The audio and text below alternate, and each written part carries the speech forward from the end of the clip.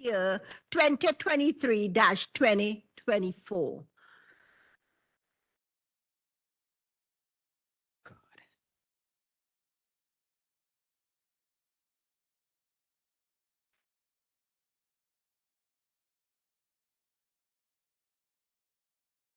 In accordance with the Open Public Meeting Act, Chapter 239, adequate notice of this meeting has been provided as follows.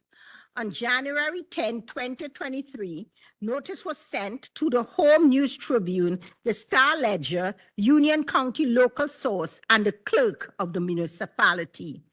By state law, there is no smoking permitted in this building at any time.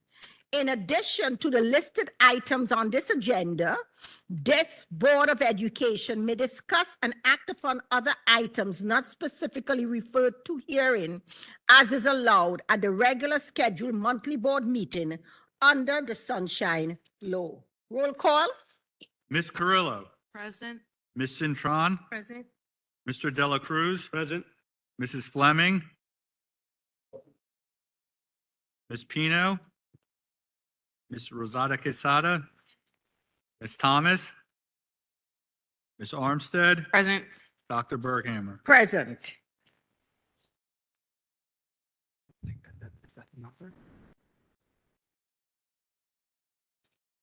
At this time, we would like to approve the minutes for regular meeting held on July 27, 2023. Copies of meeting has been handed to all board members already. Motion to approve the minutes? Second. All in favor, right? Roll call.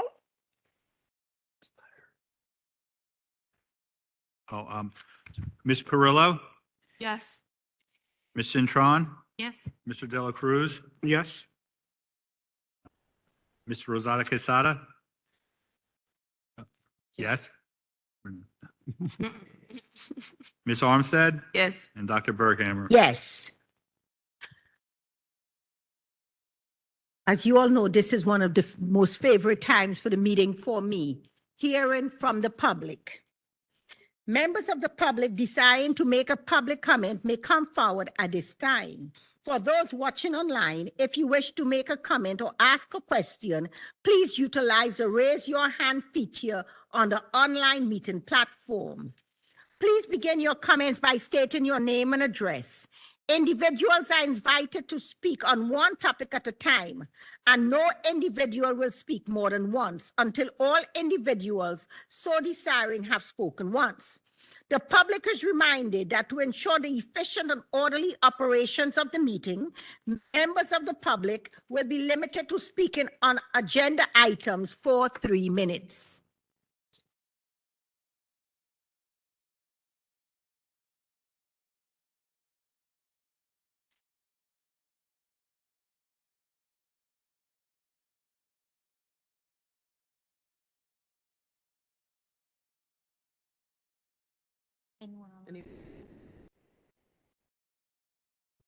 So as we have no one from the audience wishing to speak and there's no one online, we will now move to our next agenda item, which is our superintendent's report.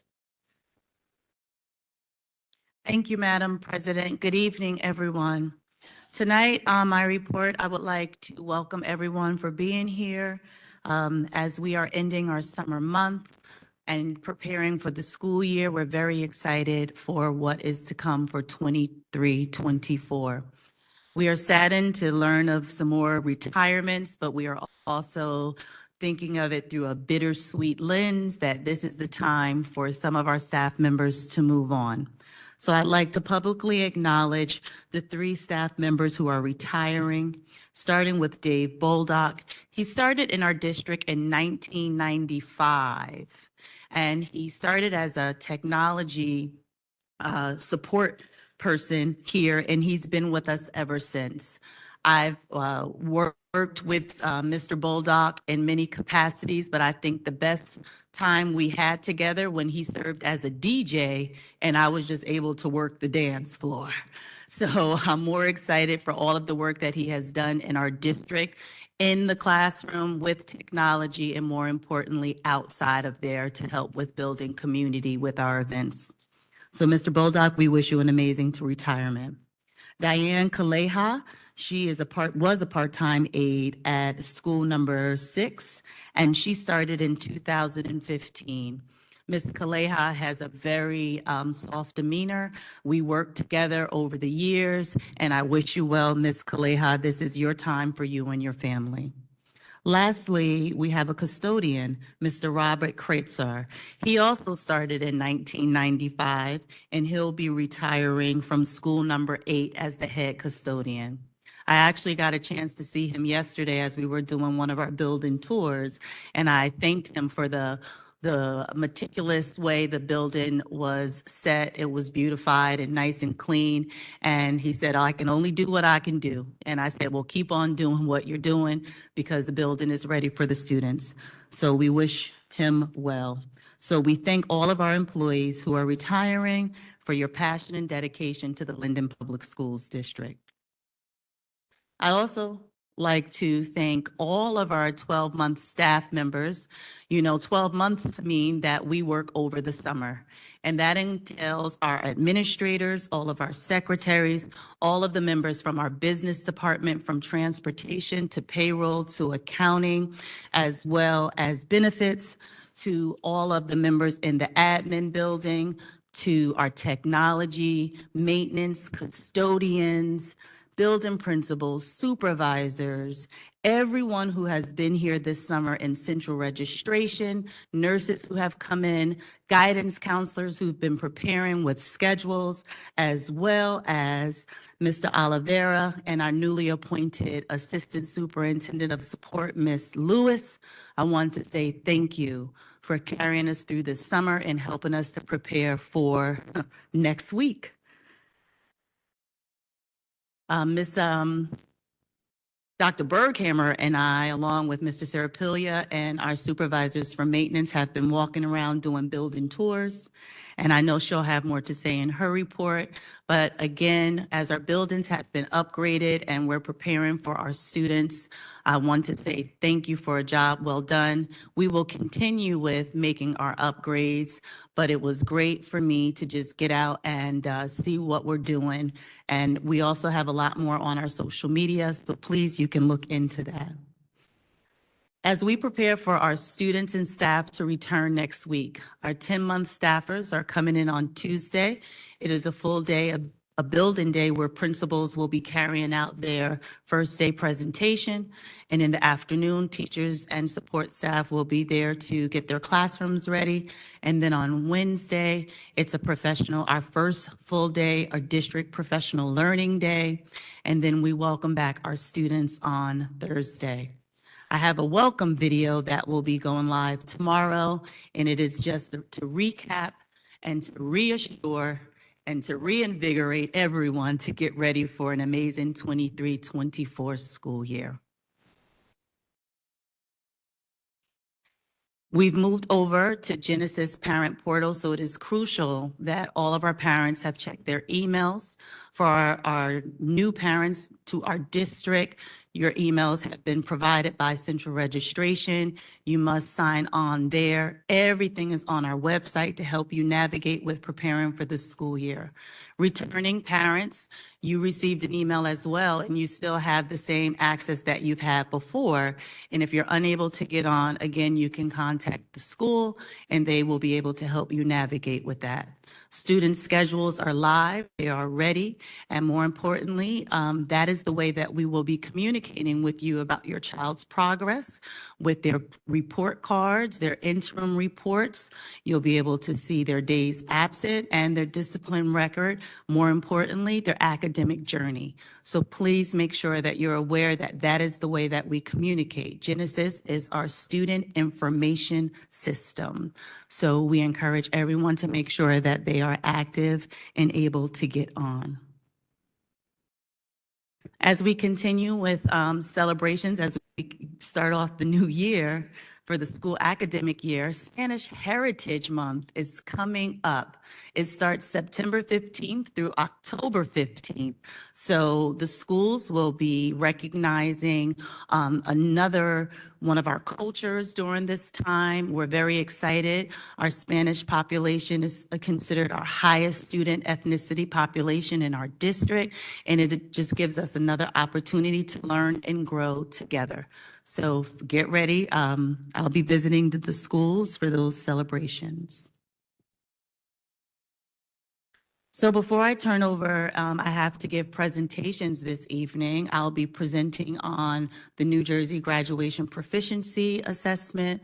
I'll be presenting on New Jersey CUSAC results, as well as our access testing that took place. And I am very excited of where we're going. But I also like to just take a moment and recognize Quentin Perkins' family. Quentin Perkins passed away in July, and he was a student in our district, and he also has siblings still here in our district in elementary schools.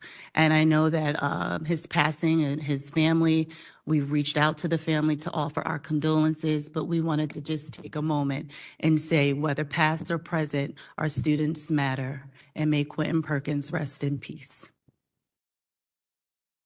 So now I will begin with my presentations.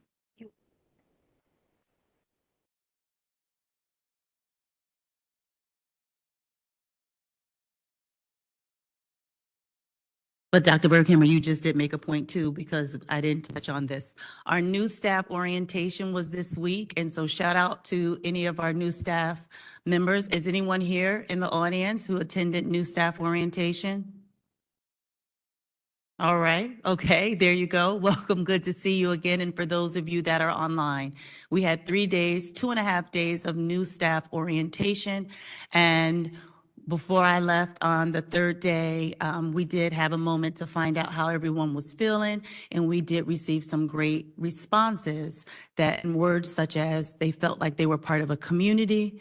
They felt like they belong, blessed, invigorated, happy, excited, afraid. So I welcome all of the staff members who were there. Upon board approval this evening, you are considered a Linden Tiger. Welcome to the team. Okay.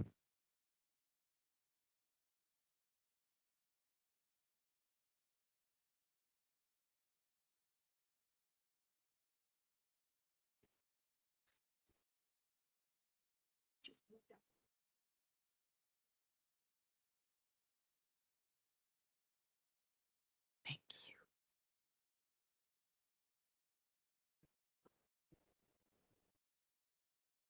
Sure.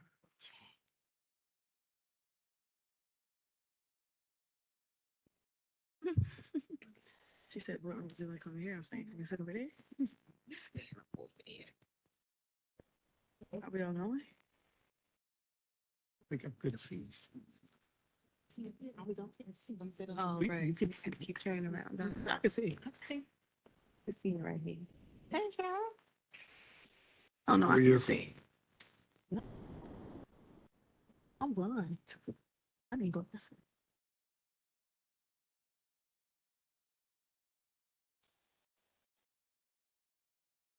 Oh, I can see. That didn't. I'm not sitting there. Sure. Oh, Okay. So the first presentation that I am given tonight is on New Jersey CUSAC presentation. New Jersey CUSAC stands for Quality. Why am I running a blank? Quality New Jersey help me out. I had it on here. I apologize. It's assurance. the Quality S. single, What's the S? What's the S? single. Single, quality single assurance compliance. Every school district has to be evaluated by the state.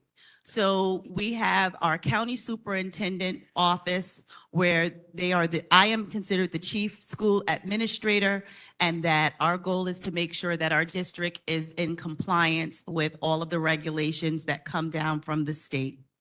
The state gives us guidance of what we should be doing to ensure that we are a safe and secure district, as well as that we may not need any guidance from them.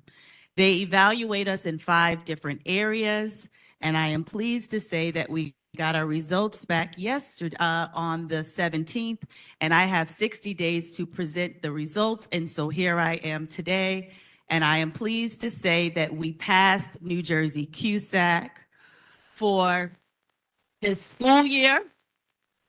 So that means, as I stated, that we do not need any support from the state to show that we are a high and efficient school district. We are meeting our students' needs through our curriculum, through our facilities, through our evaluations that we do with our staff. And I'm going to get into a little bit more on the 5 areas of what we were evaluated in. So this is the letter that I received from the executive director of the Division of the Field of Support and Services from the Department of Education. And it states that in the 5 areas that we were evaluated in, we needed 100%, 80%, my apologies, in all 5 categories. Instruction and programming, we received 81%, fiscal management, 96%, governance, 95%, operations, 95%, and personnel. And so when this evaluation process takes place, they look at our curriculum online, they look at some of our state reports online, they also come into the district and we have to supply them with different forms of evidence to show that we are in compliance in these areas. They also walk around buildings with the business administrator to ensure that our facilities are up to par. They went to school 8, Seoul, and the high school during their evaluation timeframe, which took place in February of 2023. So again, CUSAC, here's the background of CUSAC, is designed to be single, comprehensive accountability system that consolidates and incorporates the monitoring requirements that is applicable to state and federal programs. The NJDOE has guided each district in a performance review to ensure that we are following the 5 key components that I just stated. The goal of CUSAC is to ensure that we are improving consistently, we are increasing in transparency, and that we are providing clarity to you all and our students and our entire school community. The 5 different areas of what they stand for, so just to break it down, with instruction and programming, it states that we are measured by student performance. So those were standardized test scores from the previous year, and also progress of graduation rates, analyzing student data, looking at our curriculums and our state standards to ensure that our curriculums are aligned with our state standards, and also that we're providing tiered support system to our students. So again, that was 81% that we scored in that area. The next area of fiscal management, they evaluated us on maintaining our monthly reports, our operating procedures, annual audits that take place in our district. It's safety reviews, preparing and analyzing our fiscal year cash flow, and also ensuring that all of our employees are certified in the right position. For governance, they looked at our curriculum, they looked at our budget process, they looked at our policies and procedures, they evaluated the previous superintendent and reviewed the previous superintendent's evaluation, and also they reviewed administrator contracts. In operations, they looked at student conduct, attendance, drug, alcohol, tobacco use, our HIB reports, harassment, intimidation, and bullying, and also our data that has to get loaded up to NJ Smart, our violence and vandalism report, and how we're maintaining a safe and healthy school climate. And lastly, they looked at our personnel. So they looked at the professional development that we carry out, and you'll see on tonight's agenda that we are putting forth our professional development plan for the school year. They look at our staff evaluations to ensure that they're aligned to New Jersey Teach Act. They looked at how we're supporting our new teachers, our mentoring program, supervisors, administrator evaluations, and I can go on and on. This was my first experience with gathering this data for CUSAC. And again, we are a high-performing district, and we passed.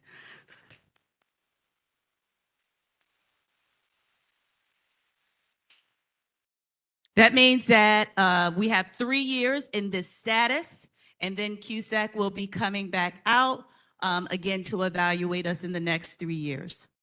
One of the areas that they give us a breakdown of where we fell in each category. So and for instruction and programming, while it was 80%, we are going to be using this as a guide to ensure that the next 3 years we have everything in place so that we are going up higher and that we will continue with this trend of passing New Jersey CUSAC. 3 years ago, we passed CUSAC, and now we're back at it again. On the New Jersey Department of Education website, when you're preparing for CUSAC, they give you reminders. So we're using this now to carry us through for the next 3 years. So just wanted to put that there. And that's the end of the first presentation for New Jersey CUSAC.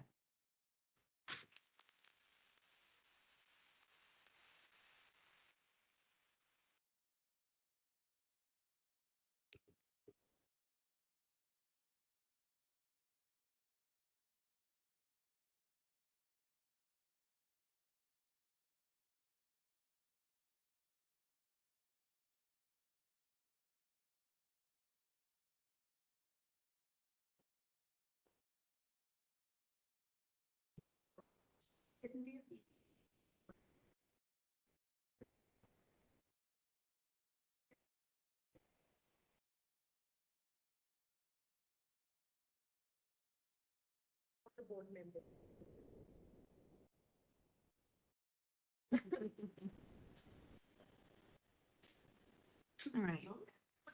Members, everybody move over here so we can get it closer so everybody can see.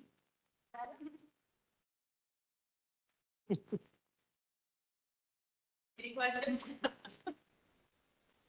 On CUSAC? I told you, you were supposed to keep them. Oh, sure. You're the only one you listen to.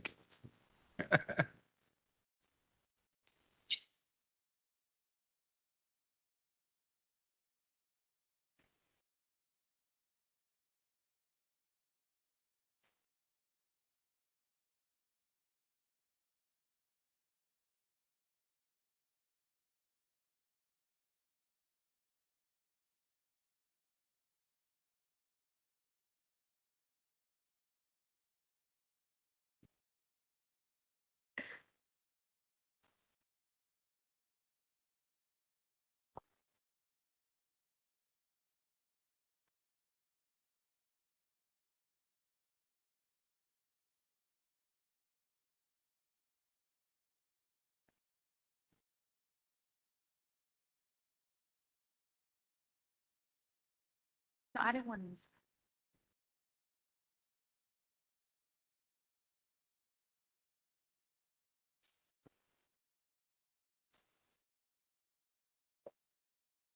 I don't think they could.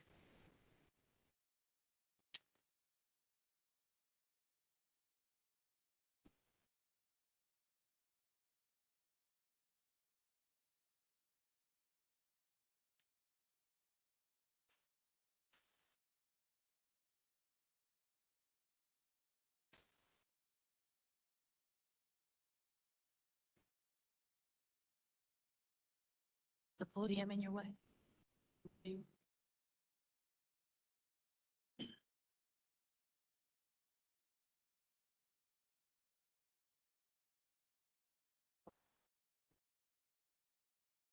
I forget a little quick sometimes.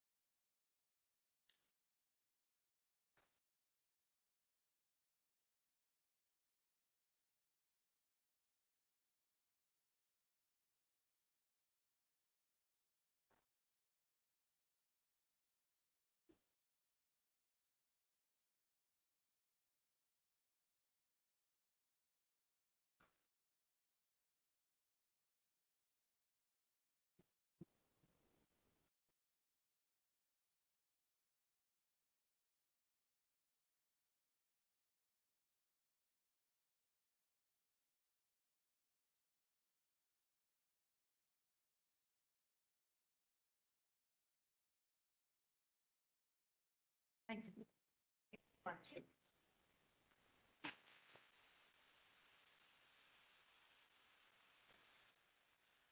I don't think I. Right?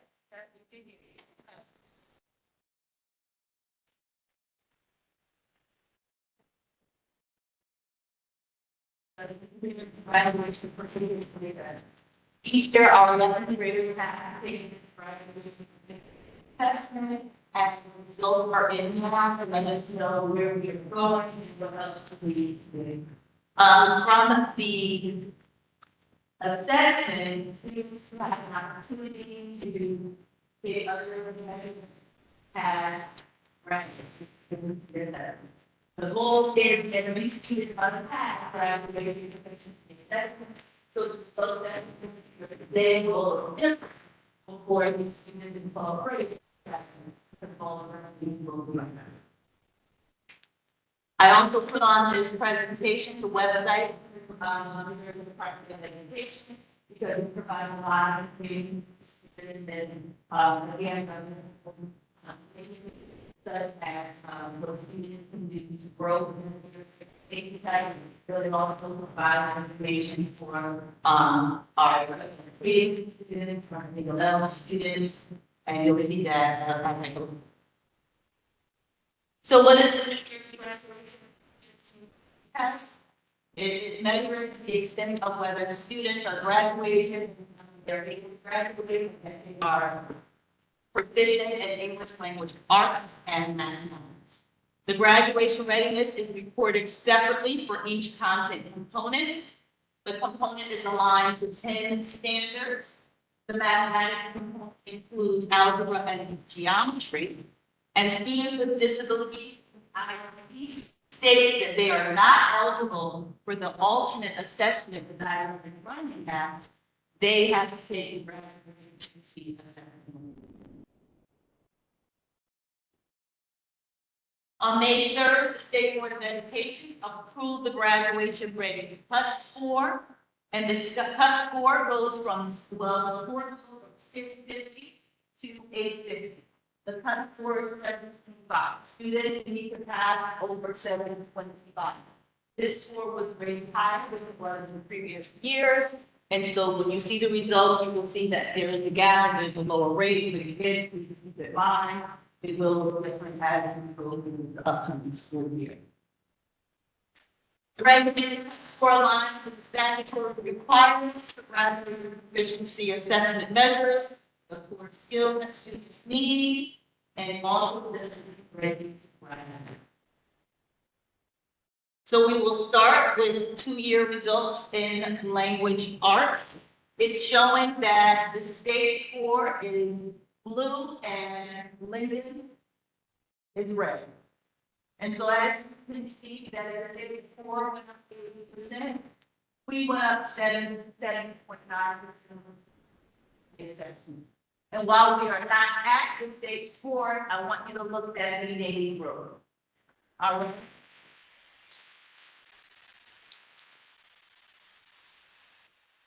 compared from 2021 to 2022. If we look at the students by gender, it shows, and I was looking at the research and discussed this with our data assessment supervisor, who shared that females continue to score high in regards and men. So there isn't a large gap between them, but this is what the data is. If we have to break down the ethnic by ethnicity, you will see that students who identify as Asian, 81.3% pass compared to, I'm sorry, 82.8% of white students scored the highest, followed by Asian students, 81.3%. Then it's Hispanic Latino at 69%, and then finally, followed by Black at 65%.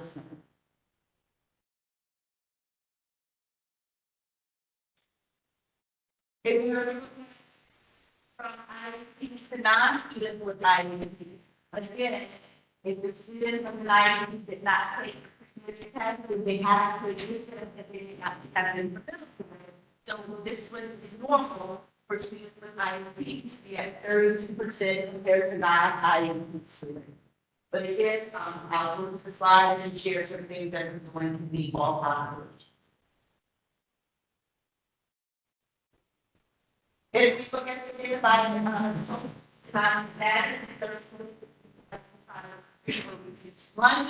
so students who are not rejected, 75.9% as compared to 66.9%. It's not a big gap, but it does show that it's expensive.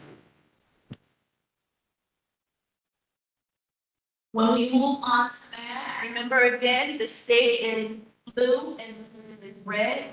While we didn't see too much growth, there still was growth that took place. From 21 to 22, while there's a gap there, we will talk to you about the rest of the things to have for the neighbors.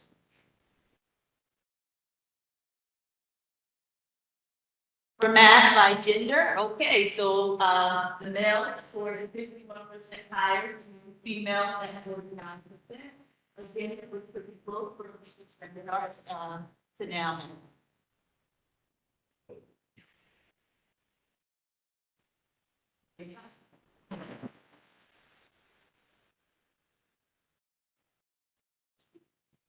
So for math proficiency, students who are economically disadvantaged, non-economic disadvantaged, is 23% to 29.9%.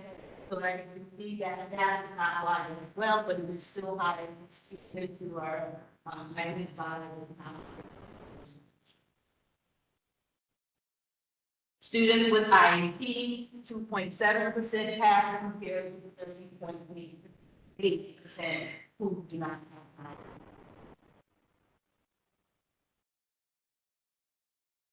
By ethnicity, our Asian population, 62.5%.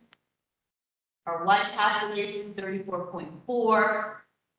Black African American, Hispanic Latino, 23%, and Black African American is 22.7%.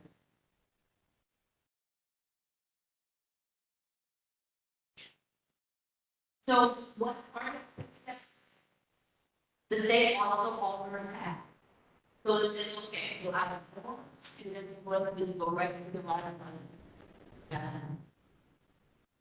We have 100 paths in arts and 300 will be paths. So the state provides paths. They're saying that students can retake the assessment multiple ways. They have the ACT reading test, they have Applicator, PSAT, SAT, and students are going to be given information because they are going to money. So this just does that. On the pathway that has the when we're at the passing for, fulfilling this role in passing for the New Jersey graduation proficiency. A third pathway we consider pathway 3 is a portfolio fulfillment process. And what happens in our system is that at high school, that come together and they have identified children that they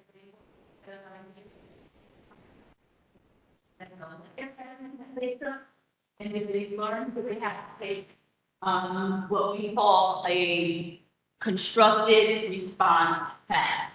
They will be given reading materials, they will have to answer questions, they will write components, they will this portfolio is then evaluated by the teachers. They pass the portfolio, they created their score to pass with the NJ GPA. All of the constructive responses is going to be a list for constructive responses, open-ended, it's not just that responses, they can go in critically thinking, they are informative and explanatory, argumentative, or narrative responses that they will have to write about, also will be assessed on. This begins in January of 2020. And that same process, the appeal process, is a portfolio. They help them along the way before they take the assessment. But again, it's constructive responses, but they're looking now at mathematical reasoning as well as expression. So students will be given information from numbers, quantity, algebra, and different statistics in order to learn and grow. They'll have to model it and then apply it. They'll have a rubric that they are guided on and also assessed on. Well, those are the practices. The first one was that you can go out and take an assessment. One of those outside providers. Our district is also going to provide the pathway portfolio. But we just received notice from the state that here.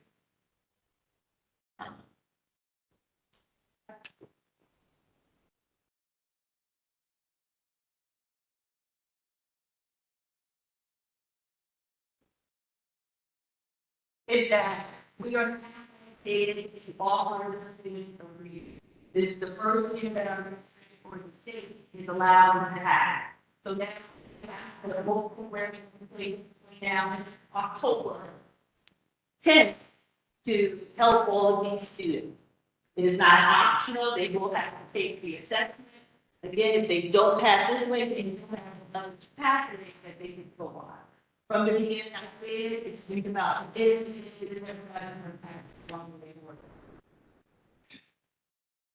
so the third, I wanted to just cover the special population that I stated earlier. On the Department of Education website, they give extensive information for 3 populations: students with disabilities, English language learners, or any students that are experiencing homelessness. And they have an email that we find that the parent can click on to learn more if you need assistance with how to help students fall in each category with additional support.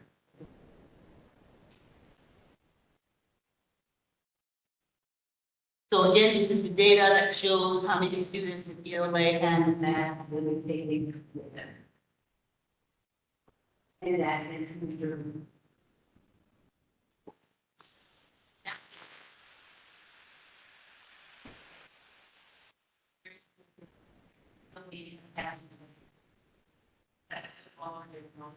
Yes.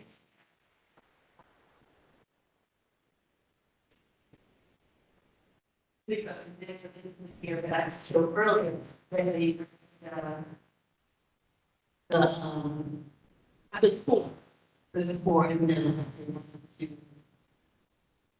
it's at 725. So then when you are higher, these was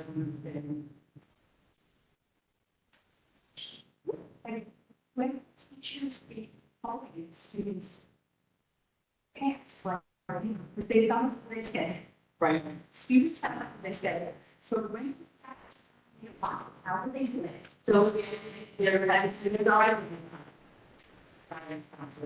The way our curriculum is set up, we say that test is aligned to the 33 days. So it's not to talk about the final that. So it's embedded in their instruction. The one thing that we'll have now too is that there's when they so they'll have a sample of that be embedded in their instruction to help them with learning material or just how to understand it. We also together on a team and figure out we have after school session or tutorial or something, just got the state mandated the broadcast or anyhow 2 days ago that they have to take it now. The ball from with the benchmark score at 75% to go across the nation. And the fact that they did was in January, they were doing portfolios. They worked up after school, and students were able to come in. They take about a week that they were able to complete that assessment portfolio. 2 weeks, Be an action program to help us. You all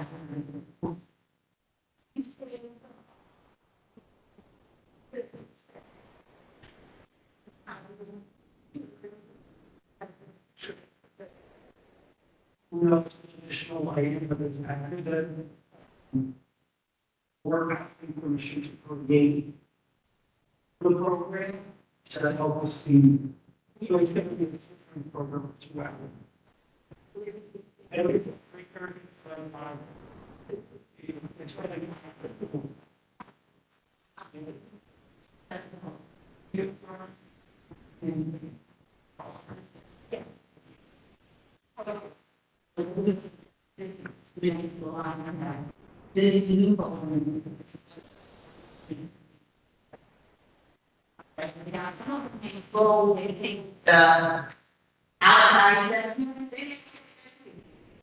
they don't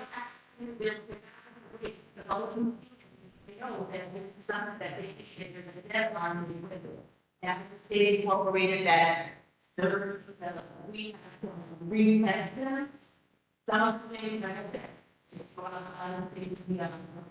Can they see?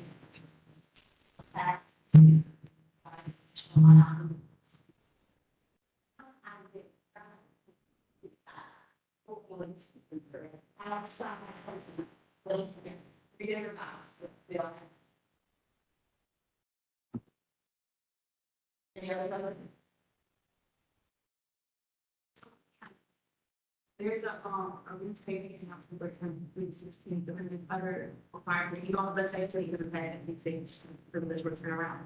There's big requirements that will help a student pass. Definitely. Okay. So they'll offset the test.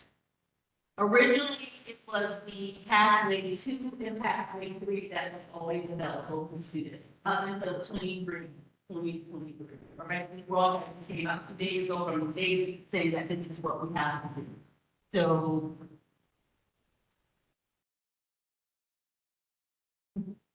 Pathway 2 again, the critical active with 1, 2, 3, 4, 5, 6, 7, 8, 9 other outside ways at this test. For a English language arts, 1, 2, 3, 4, 5, 6, 7, 8, 4 bad. So that's outside.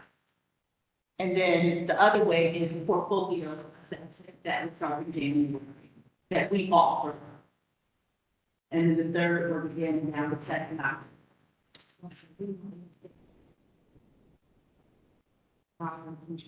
Different responsibilities. What are those who are having a real hard time get to where they need to be? I understand guaranteeing sometimes there's something that they're missing. What are we going to do? But that's a great question. I'm not but I'm really with working with, right? So when I was at it's too big. Teachers have to meet with students to see what their strengths and weaknesses are. Another thing that we work on the board is that they have in the process. These seniors are going to be their results, and they're going to want to know the why. So they're not going to be left alone to figure this out. But this isn't just in the seniors that is sort of to be taken for in every grade level. It's, you know, at student conferences, what we call it, is when we give them the opportunity to get better data, formative, meaning day-to-day, not just career. We did well in our today. Let's talk about it, let's figure it out. And you know, they're typically it's you need to chunk words together to understand something. Maybe you need to have a reader back with that reasoning. So they will be providing what we call it on our secret lesson plan. It's differentiation. All right, so their lessons and their teaching need to be differentiated. So they take this test in the 11th grade. Is there anything the needs at the beginning of their 11th grade year to get them prepared to take this assessment so that the numbers are higher? I think these numbers are reflected because it's new this year, because I asked that myself, this is new for me, and I saw this. And what I was told is that this is last year's results too. It may not look like here, but everybody, 99% are going to pass this component of the graduation requirement. And of course, maybe they didn't feel it. I think that's the reason why I didn't what these for. But there is targeted instruction and support that we provide. And yes, you do want to look at it again, because, you know, let's go back and find time. If we know that in 11th grade they're doing that, then we want to share 9th grade that they're being run with this thing. 10th grade, and then when it comes time for 11th grade, but with the new score that's there, that's 7.5, that's why I really think that another reason for why we have to do. Are we offering the state seat revenue? District board is on site. She asked if we offer SAT prep in district medical, this SAT test made Saturday. So we do offer them that level of support, but as far as exactly where it's at, I'll have to find that out when they're doing that. I'm sorry. Thank you. It's your class. Now I'm gonna go back. Yes, I have a question. I'm reading this word. Right. Please, the 3 times right.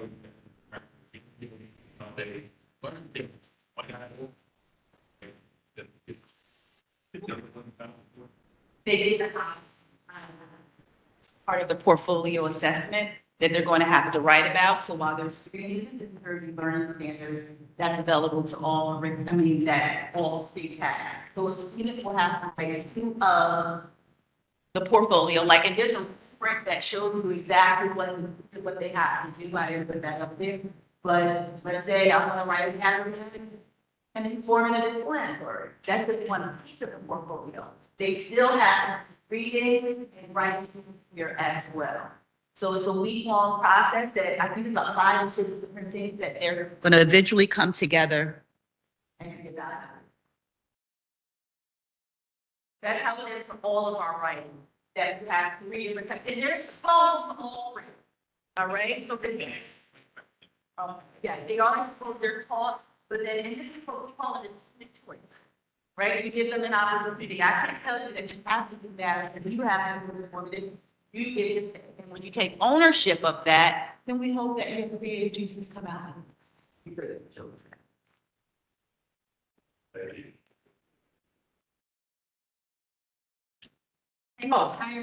Hiring teachers is difficult. Can we hire the 2 subjects, English and math, hire those for now, especially since we're paying this honest today's group?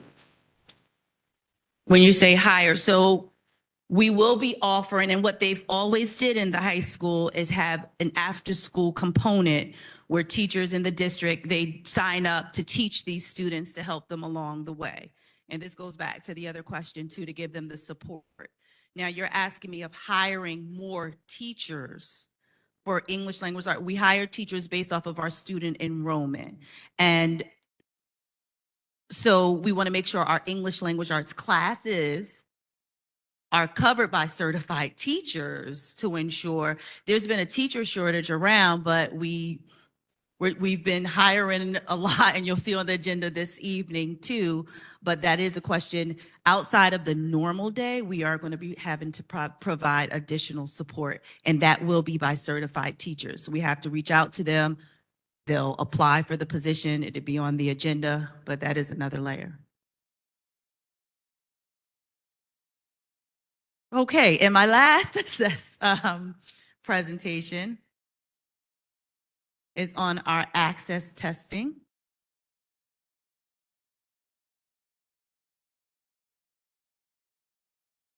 So access testing for ELLs, these are our students who we are now, the state and bilingual code states that they are multi-language learners. So you'll see through this presentation that we go back and forth from ELLs to multi-language learners.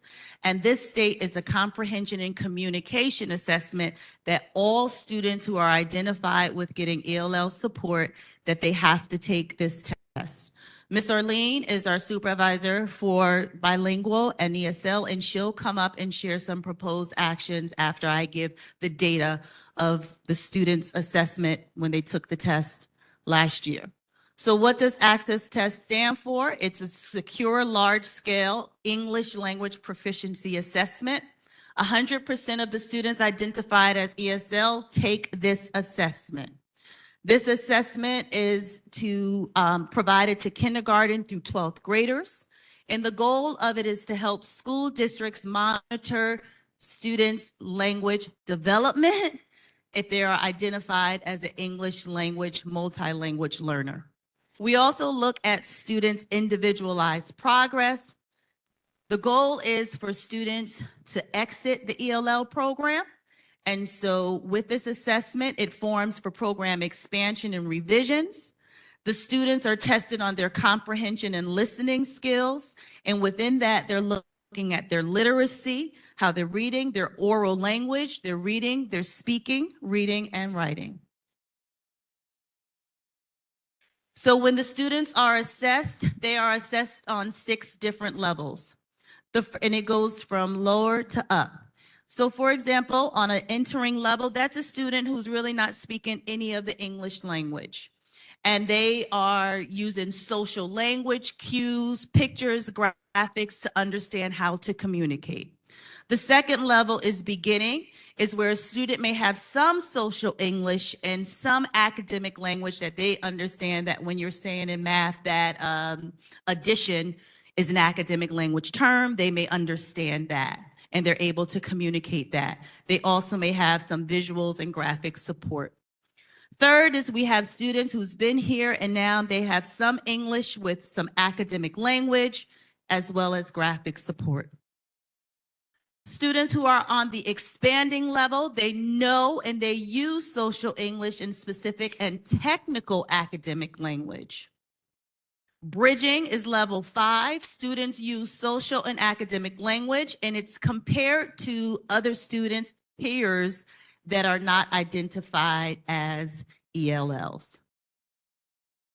And then finally, a student who reaches this category, it's called reaching, is that they use the social academic language. It's the highest level that they are measured at compared to their peers.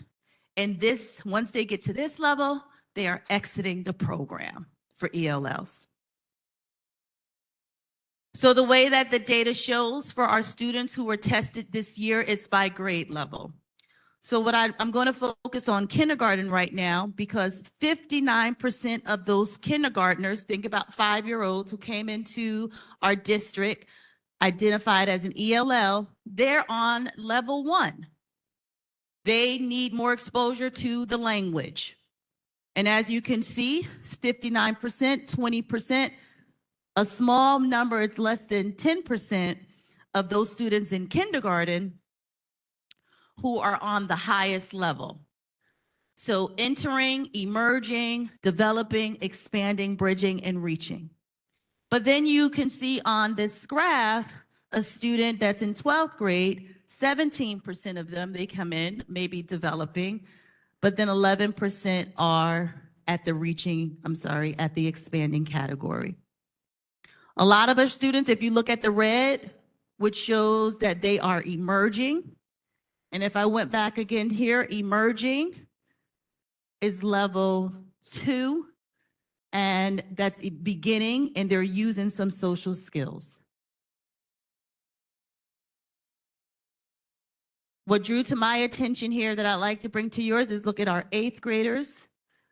37% are developing, 18% are exiting, 21% of our 10th graders are exiting. So what this data now allows us to do is look at each one of our students and see what additional support is needed for them. Another way to look at the data, we've clustered it by grades, elementary, middle school, high school, and all grades. So it's showing from K to 5, 28% of the students are entering, 19% are beginning, 37% are developing. And if you did look across here, if we focused on developing in all grade levels, 30%, you see that it's consistent across the boards.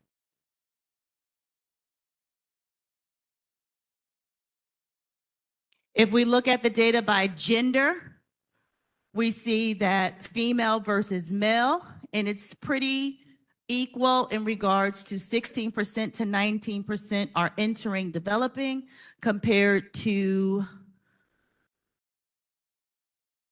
39% and 45% of them. I mixed that up. I said entering. This was entering and this is developing.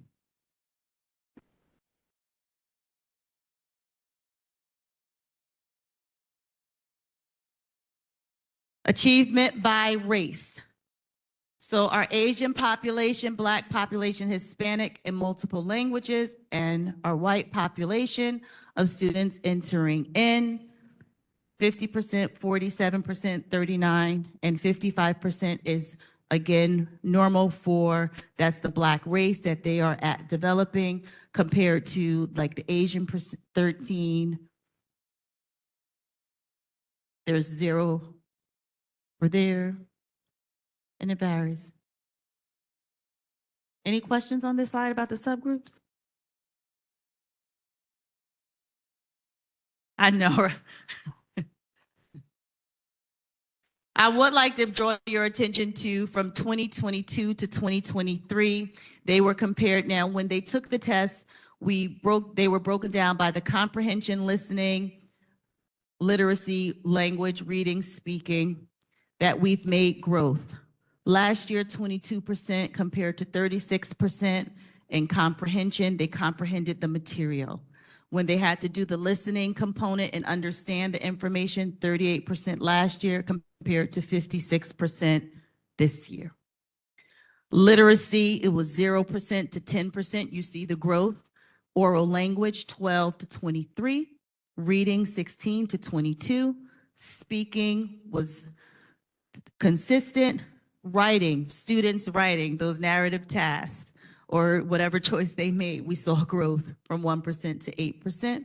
And then composite is, again, composition, 0 to 9%. So over the 2 years, we are seeing growth in our student population in regards to how they are doing on state assessment for access. Now, this slide right here it goes to some of the questions that you asked about individualized teaching and learning and supporting students. The data that we received here, these are actual student. One student who took the test in 2021 compared to 2022. They didn't make, they stayed the same. 11 students in grades who was in first grade last year, and now the next year, they moved up 73%. So this is the type of data that we give teachers. They have the student names on there, and now they're able to target those students individually of what they need so that they can continue to grow and learn. So that we have data like this, and this is a great way to look at our individualized students. And now as we close out, I'm going to turn it over to Ms. Orlean, who's going to talk about our proposed actions. Wait, any questions for me about the data? I'm sorry. We got to make just. Good evening, everyone. My name is Danny Orlean, and I'm the supervisor of ESL and World Languages.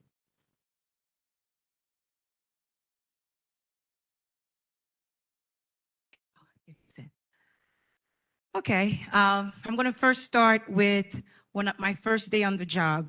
My first day on the job, Dr. Tomas handed me a book, and the title of the book was Bilingual Education Code.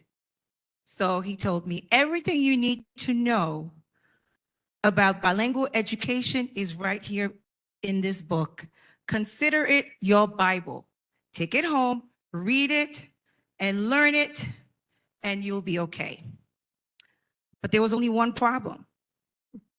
The bilingual code expired February 12, and there were several amendments made in the bilingual code. So after learning the old code, July 12, 2023, the New Jersey State Board of Education adopted changes to the requirement of the bilingual code.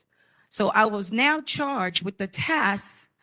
I was handed a 100-page document of all the changes and amendments that I had to relearn. It was not an easy task, but I did it. And the changes that are made were designed to help New Jersey public schools improve the academic programs of multilingual learners. To give you some of the updates. So in the past, like Mrs. Perkins stated, the terminology that was used was English language learners. The word English language learners is now seen as a deficit. So now in the new code, they change it to ML, which means multilingual learners. And the reason why they changed it is because they want school district to see that our ESL students they are an asset to the school. They speak different languages. And also they come from countries rich in culture. So we need to embrace all of them in the school culture. So I'm excited that this month we will be celebrating Hispanic Heritage Month. And now the state has included now, before we only provided services for kindergarten to 12. So now they decided they're going to extend it to pre-K 3 and pre-K 4, which is a challenge. The benefits of including pre-K is that we'll get more funding to expand the program and to hire the necessary staff that we need to run an effective bilingual program. But it's a challenge because most of you may not know that the pre-K 4 program is in the school, but pre-K 3 is all over. Am I right? Pre-K 3 program. Yes. Our department will also be responsible to monitor them this year. And the other update is they're requiring mandatory training for teachers, administrators, and staff. So pretty much, the state wants us to train everybody. And that's a challenge, and we are trying to address this year. We have a year to put everything in place. And they also included a variety of documents that must be translated to communicate with parents. And the other thing is that they want us to address is the subgroup SWIFE, student with interrupted formal education. So now we are charged with the task of creating a new program for our SWIFE students. We don't know yet what it's going to look like, but I have a year to figure it out. But we will. I already have a plan in place. Special education now. So the state wants local school district to put clear procedures in place to identify special education students and to also provide, to describe what type of service should we provide them. So later on, I've created a plan and I will share that with you later on slide. And they also want us to create an equitable pathways for MLs, which means that multilingual language learners, district must make every effort to include multi-language learner in all of their programs. That include CTE programs, gifted and talented, because too often people assume that our multilingual learners are not smart. They are. And this is why they change it to an asset base, because we do have multilingual learners that are gifted and talented. As a matter of fact, our valedictorian this year was my former student. And she was an ESL student at school number 9. And when she came, did not speak a word of English. And she graduated number 1. And now she'll be going to Princeton University. So we're doing a lot of great things. So the other thing that the state wants us to do, the curriculum alignment. So now we are charged with the task, we have a year to do all this, of looking at all the district curriculum. And we have to align them with our WIDA standards. I will explain that later on. Let's look at our demographics. It tells a story. So as from in August 2023, we are servicing a total number of 941 students. And that number includes our active students, our decline, and our F1 and F2. And what F1 and F2 means, our former students. When students exit our program, we are responsible to monitor their growth. And in the new code, local school district must have a clear procedure, a plan on how they identify students or exited students, which is our F1 and F2 for 2 years. As you can see, at the high school, we have a total number of 250, the middle school, 244, and elementary, 447. This represents all the languages that we are servicing. As you can see, Spanish is the highest. 75% of the students that are entering into our program now are Spanish speakers. The second highest is the Haitian Creole population. And then the third now is Ukrainian. It used to be Polish, but now it's Ukrainian.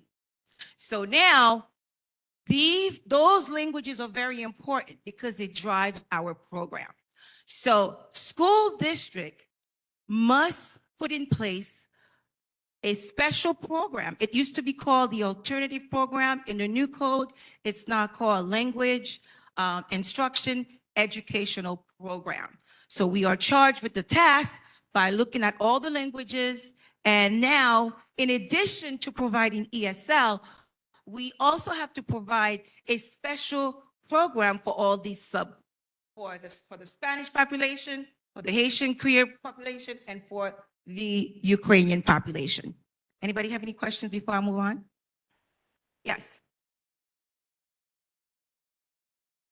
It's 4.5 in the state of New Jersey, but in other states, you know, it could be 5. But in the state of New Jersey, it's 4.5.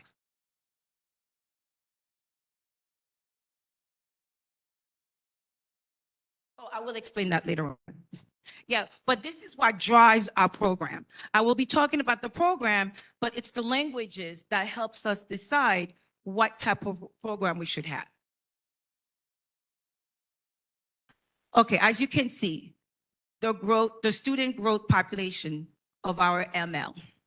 In October 2020, we had a total of 469. 2021, 494. 2022, 621. And now look at August. It's telling a story, isn't it? It's a big story. 941. It used to be special ed was the biggest population in the Linden Public School District. But as you can see, the data is showing us now, it's no longer special ed. Now it's ESL. So we really have a lot of work to do. And so think about the number 941. As of yesterday, we have a total of 204 students yet to be tested in September. So we have a lot of work to do. So our student population is growing. We have a lot of work to do. So this year is going to be a year of planning, and putting programs in place to restructure the bilingual ESL program. Because the program is expanding, but the structure is the same, and that will not work. So we need to reevaluate the whole program so we can come up with a better program to service all of these students. So this is what our program looked like. Okay, as you can see, school 1, school 2, school 4, school 5. This is what it looked like. These are the places where our ESL students were. And I couldn't understand why. It didn't make sense to me because there were students who were going from, they were from school 1, they were going from different places. As you can see, school 2 had the highest. The numbers were not equally, it just didn't make sense. So what we decided to do, we did a needs analysis of the department. We did an audit of the department. So we implemented new changes. And this represents the changes that we're doing right now. And what we had to do is of course, I had to fill out a bilingual waiver from the state to implement the following programs. So starting in 2023-2024 school year, our elementary school, school 1, school 4, school 5, school 10, will have a high intensity program. And at school number 2, we will continue with our bilingual Spanish program. And at school number 6 now, we will have a Ukrainian and Polish program at school number 6. And at school number 8, we have an English as a second language program. And at school number 9, we'll continue with our Haitian Creoles program. And what high intensity means is that children receive 2 periods of instruction every day. 1 period is their their English as a second language, and the second period could be in reading or tutorial class. So when I looked at our ELL math score, state score, and I realized that our multilingual learners, we need a lot of help in math because math has, when you look at the test, it's mostly word problems. So they lack the vocabulary to do well. So therefore, I created a leadership team. And what we're looking at to see what can we do with that second period? Should we focus on solely reading or should we incorporate math as well? And the bilingual part-time program, students are scheduled daily for their development reading and math, and 1 period is their English as a second language. So middle school, in the middle school at McManus and Seoul, we have a sheltered instruction program. Sheltered instruction program is the content academic teachers are trained in teaching our multilingual learners. They receive about 15 hours of professional development. And the student receive 1 period of instruction every day by an ESL teacher. For the high intensity, which I already explained, at the high school, we have a high intensity program. So one of the things I have to, as the supervisor of multilingual learners, I have to make sure that every program that is offered in the district, and that we are in compliance. Just gonna continue. So what are the proposed plan? I have to create we'll be creating a SIFE program, which I explained earlier, standardized special education procedure. We also are establishing a newcomer procedure, parent outreach program. We have our first parent outreach program September 9th at Wilson Pond, where we will be, I have partnered with the technology department, where we will be helping our families to fill out the lunch form. How many of you are filling out with that lunch form? It's complicated for a lot of parents. So September 9th, parents, we will provide food, we will provide drinks and music, and we will have volunteers who will be there just to help them fill out that form. And as I stated earlier, the state is mandated that all curriculum is aligned to our ELD standards, our can-do descriptors, and our reader language proficiency. This is very important. And the reason why it's important is because the can-do descriptor tells the teachers where the multilingual students are, what they can and cannot do. And what is great about the reader language proficiency indicators, what it does, most of you are familiar with backward design. It tells the teachers, this is what at the end of that level, that Ms. Perkin mentioned all the different levels. So the proficiency indicator tells you exactly at the end of that level, this is what they should be able to do. So if they're not doing that, then we need to modify our lessons. So I've created a leadership team, and then we're going to spend a lot of time doing professional development to ensure that this is taking place. I'm going to go real quick. Of course, the other thing that I have done, we've incorporated online data to monitor student progress, because we are responsible, especially for our F1 and F2s. We have to monitor their progress. And if they're not doing well, we have to come up with a plan to address their needs. And it all has to be documented. So what I've done this year is also we are incorporating online professional development, because all over the code, there's professional development. So we're going to be utilizing online professional development to help us with our professional development plan. And the other thing that I'm also doing is our department will be creating a handbook. And then faculty and staff. One of the goals, most of you are aware, we can train teachers, you can train. Training without coaching does not work.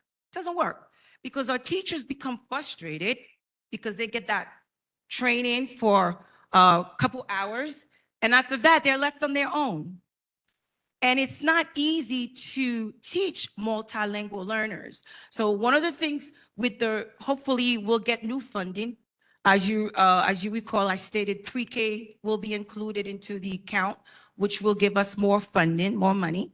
So one of the things that I would like to do with our new funding is to recruit elementary and secondary multilingual learners and structural coaches.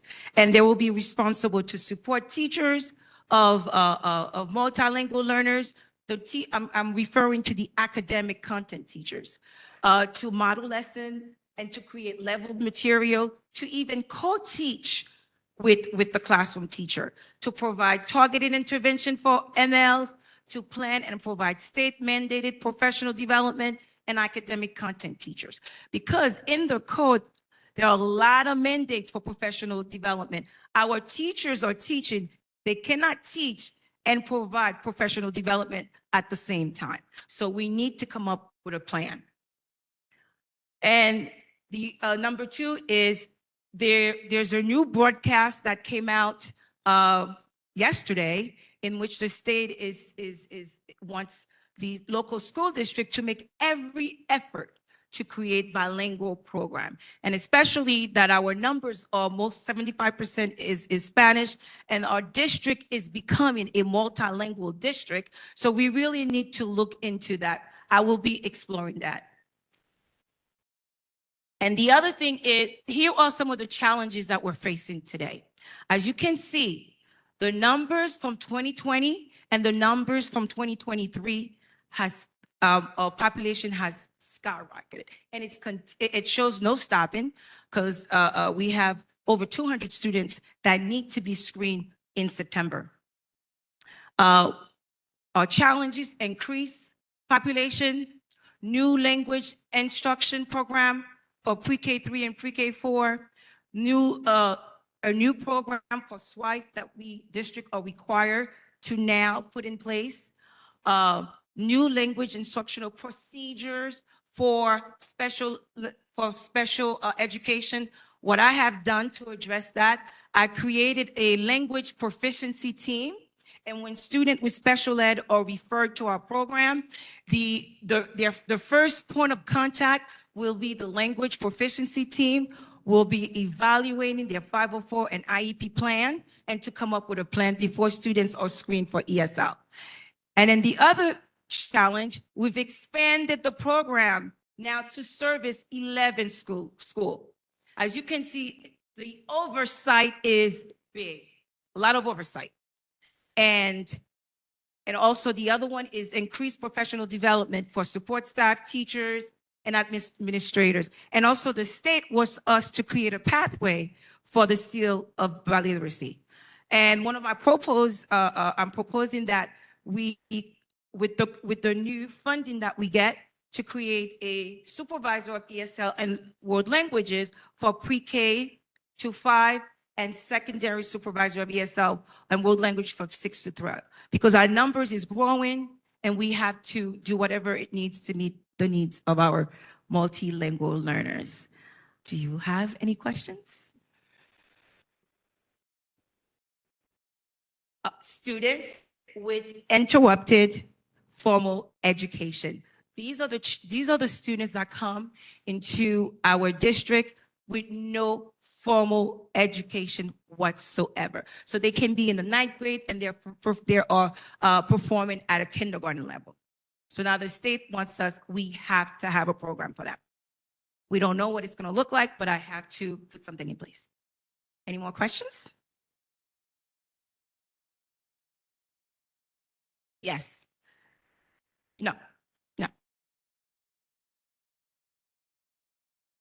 Any more questions?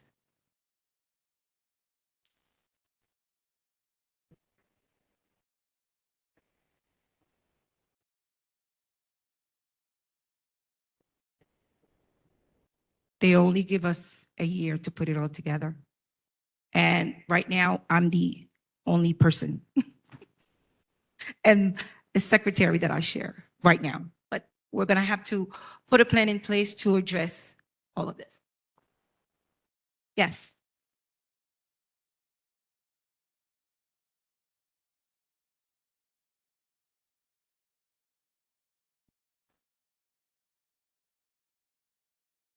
Oh, I'm done. Yes, I'm done. Okay, that's why I said, is there any questions? I'm done, everybody. Thank you, everybody.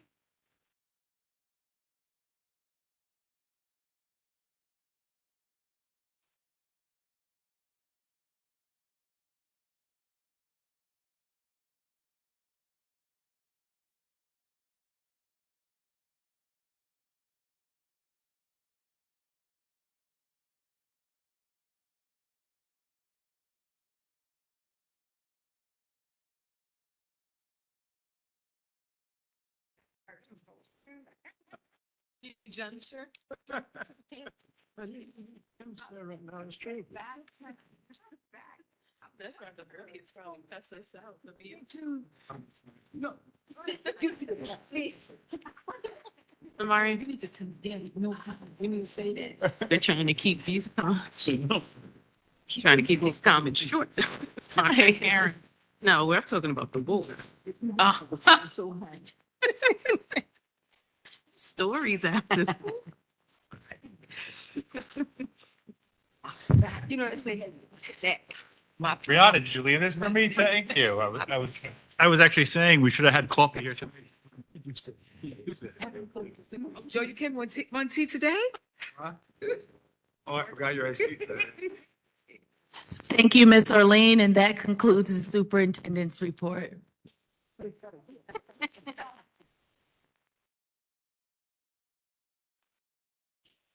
Mrs. Perkins, are we going to, at this time, get into the agenda? Yeah, Time right now? Well, welcome back. Mrs. Orlean, I want to thank you. That was a very, very good presentation. ELL is a new well, it's not a new program, but to the board, it is new. And there is so much for us to still to know. So we would like to invite you back to our board at some time in the future so you could continue what I know that you have a lot more to share. So we are looking forward to the second presentation where you could complete what you started today. I would like us all to give Mrs. Orleans a hand clap for all her hard work.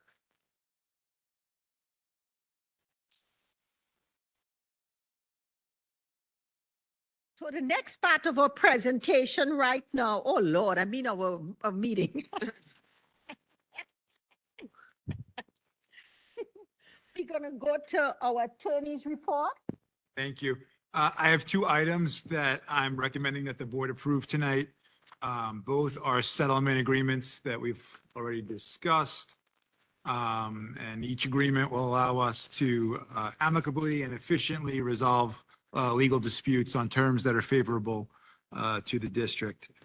Just one change on your agenda. On item 2, it looks like it references an incorrect employee number. That employee number should be 7261. So John, if you could just make the change.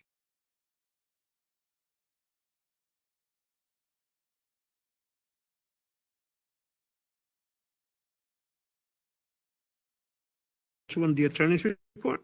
Second. Roll call. Ms. Carrillo, Yes. Ms. Cintron, Yes. Mr. De La Cruz, Yes. Ms. Pino, Yes. Ms. Rosada Quesada, Yes. Ms. Thomas, Yes. Ms. Armstead, Yes. and Dr. Berghammer. Right to be, you got to vote. You got to vote. Oh, sorry, present. Yes, say yes.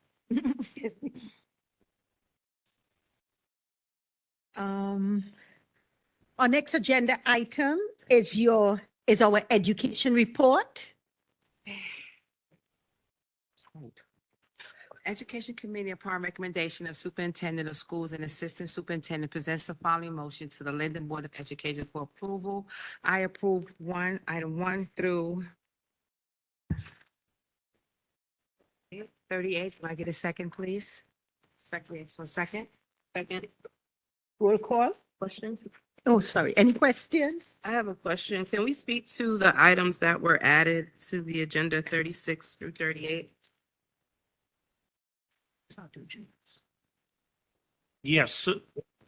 So item 36 is basically approving all of the past curriculum items that have been approved by past board meetings from prior years that were not revised. So we have to be able to just ask permission to reuse them again because those are not being revised. So those are the items. Are you And then 37, in 36, are you saying one of the areas that we have fallen short in is our science? Are you saying that we can continue with the same curriculum for science, or are we going to look at other options? no, science was revitalized. It's one of the items that's this is any item that was not adjusted on the curriculum. So it's just, any grade level within that band that was not touched. So to answer your question a little bit more, thank you, Mr. Oliveira. So this is, all of our curriculum guides need to be in alignment with the New Jersey learning standards. And so this, it's not just science, but all of these, there were more revisions made. And so that's why it's on the agenda to seek approval. Okay, all right, I understand now. And then item 37. And pertains- 38. And 38 pertains to the superintendent's report that she presented in terms of the NJGPA. This is asking permission to create that program to be able to provide the services for the seniors and approve the dates for them to be able to do the makeup test. Okay. So then for September, we'll be asking to appoint people to do the tutoring. Yeah, she had mentioned it on Tuesday that Yeah. she would introduce it on Thursday because we didn't have an opportunity to review the test scores and her recommendations. You remember Tuesday? Yes. Thank you very Thank you. much, Mrs. Thank you. Perkins. Yes. Any other questions before we move to the next agenda item? We have the roll call.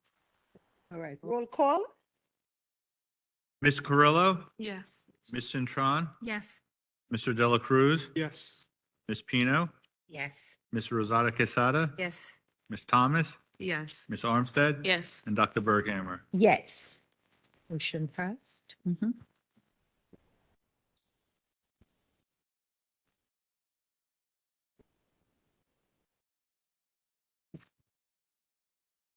You didn't come in. I was reading this. Our next agenda item is our personnel report. Oh, before we, can I just ask that item number 45 be tabled for tonight? On the personnel? Personnel? On personnel. 45? 45, we just need to review something in regards to it. Page 61. 61? On page 61. So make a motion to table it. I'd like to make a motion to table item number 45 on the personnel report. Okay. Ask for a roll call, please. Ms. Carrillo, Yes. Ms. Cintron, Yes. Mr. Dela Cruz, Yes. Ms. Pino, Yes. Ms. Rosada Quesada, Yes. Ms. Thomas, Yes. Ms. Armstead, Yes. Dr. Berghammer. Yes. Move the rest. Personnel report? The Personnel Committee, upon the recommendation of the Superintendent of Schools, presents the following motions to the Linden Board of Education for approval. All appointments and reappointments are contingent upon and may be modified based on student participation and the district's receipt of sufficient state school aid and other revenue funding. I approve items 1 through 56, tabling number 45, and I request for a second. Second. Any questions before we move on? Roll call? Ms. Carrillo, Yes. Ms. Cintron, Yes. Mr. Dela Cruz, Yes. Ms. Pino, Yes. Ms. Rosada Quesada, Ms. Thomas, Yes. Ms. Armstead, Yes. and Dr. Berghammer. Yes. Yes.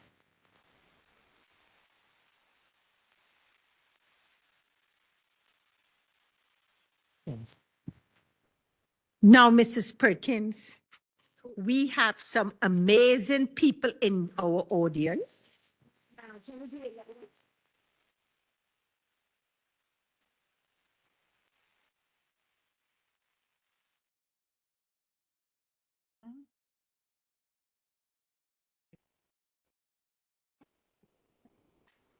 We have some amazing people in our audience right now who have done a remarkable job in our district, and they have gotten some new positions. Could you? please? Our administrative staff. Well, we'd like to say congratulations to all of our staff members on here who were appointed this evening and approved. We also have some new administrative staff who've moved up or appointed acting, and we'll start from the high school. We have Mr. Devaney, who was transferred to special services.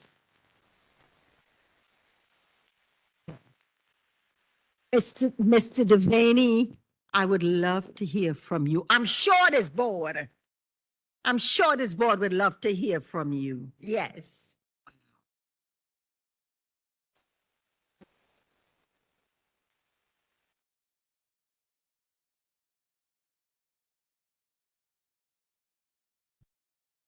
Good evening, Mrs. Perkins, Ms. Lewis, Mr. Oliveira, and members of the Board of Education. I'd like to thank each of you for the opportunity to assume my new role. Almost a decade ago, I was a graduate student interning in the Student Services Department here within the Linden Public Schools. Subsequently, I was hired as a school social worker, appointed as a vice principal, and this evening I prepare to transition to my new role as supervisor of student services. As a member of the Linden Public Schools community, I consider what I do to be a work of heart. When deciding to apply for this position and possibly leave Linden High School, I reflected on my professional journey as a teacher, school social worker, vice principal, and the hundreds of students who I have assisted through the years. After further thought and the idea that I could assist over 6,000 students along with leading the Student Services Department, I was further inspired and knew it was time to make the move. I often recall the words of a professor in college, "When you love what you do, you'll never work a day in your life." As educational leaders, when our love and passion are evident to others around us, we inspire them to become the best versions of themselves. Miss Lewis, I have some very large shoes to fill. However, you have inspired so many of us and created a culture that will enable me to support and grow the amazing work that our Student Services Department does with our students and their families each day. I am both humbled and honored and eager to begin my new initiatives and programs that add to the many successes of our district while helping to strengthen our students academically, emotionally, and socially. As a lifelong learner, I understand that education can change your life. My philosophy is and always will be, together we change lives. Thank you. Thank you.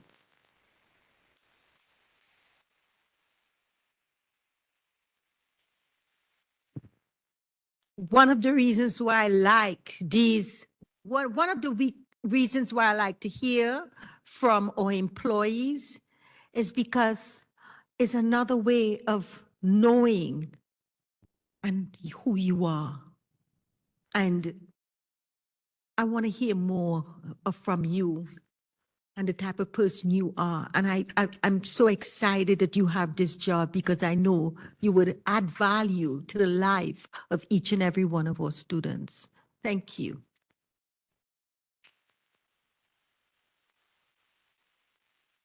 Well, we are replacing Mr. Devaney with Nicole Campbell, and I know Ms. Campbell is here.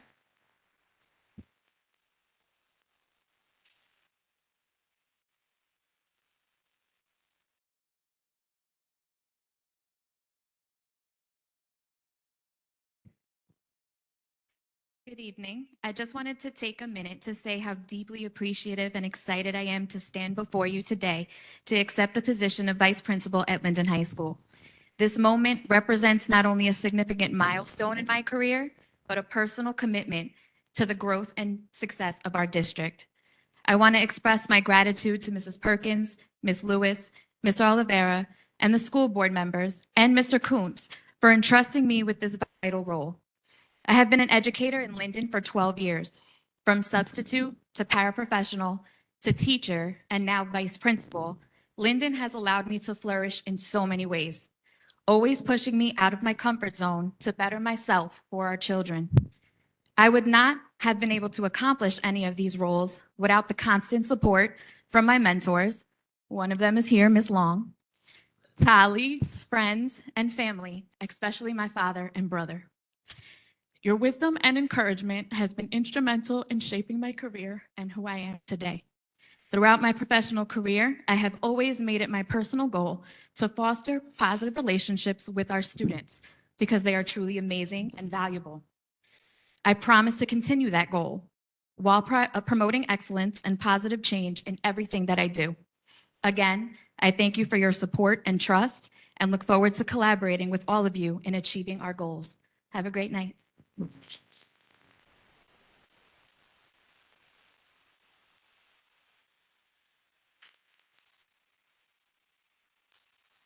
Miss Campos, I want to thank you because you were my daughter's teacher. You see, education is not a destination. It is a journey, and you are living proof of that journey. Keep moving along, keep teaching, and keep changing lives. Thank you.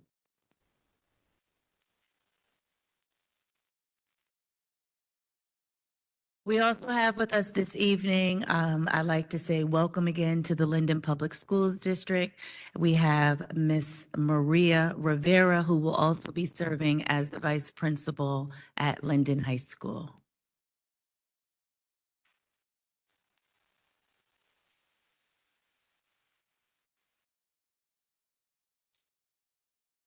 Very emotional listening to her talk, so I'm sorry. Good evening, Board President Bergheimer, Board Vice President, Ms. Thomas, Board members, Mr. Dela Cruz, Ms. Armstead, Ms. Centrone, Ms. Pino, Ms. Carrillo, Ms. Flemings, Ms. Casada, Superintendent Perkins, Principal Coons, community stakeholders, parents, and staff members. I would like to take this opportunity to thank you all and share a little snapshot of myself, just so that you know who I am. After years of working in a hospital, formulating, restructuring, managing many departments, I lost my job because regulations changed and I now needed a degree to hold my position. Due to lack of confidence and guidance, I flunked out of community college the first semester after graduating high school, when I went my first semester in college. However, as an adult, after losing my job, I returned to school. Unsure what the path held, I remember asking my guidance counselor, when will I graduate? And when will this be done? And she responded, don't rush. You will get there when you get there. After graduating from college and during a conversation with the mayor of my town, where I raised my kids, he said, Maria, you love business and you love teenagers. Mix it. I had no idea what the praxis was, but that evening I picked up the book, I booked my test, and said a lot of prayers while I studied for that test. After successfully passing the test, I became a teacher and returned to school for my MBA. During that time, it was obvious that I wasn't busy enough because I formulated and taught the adult evening phlebotomy program at the local vocational high school. I then went back to school to earn my EDS. And throughout that period, I was asked to join a collaboration in formulating a welding program between the vocational high school and the local community college. I have no idea how I keep up sometimes, because if that wasn't enough, I returned to school and have completed all my courses for my doctorate degree.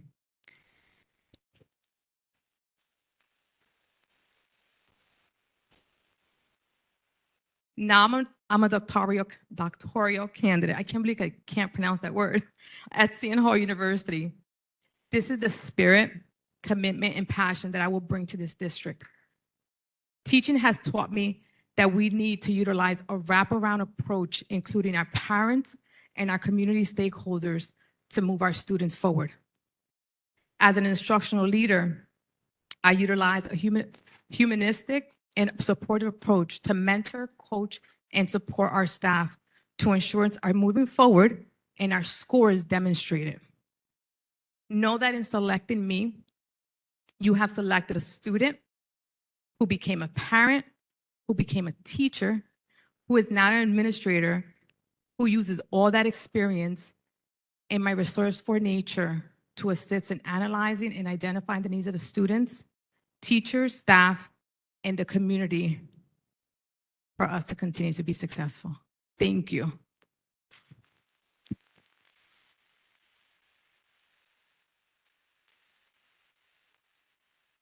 Welcome, Ms. Rivera.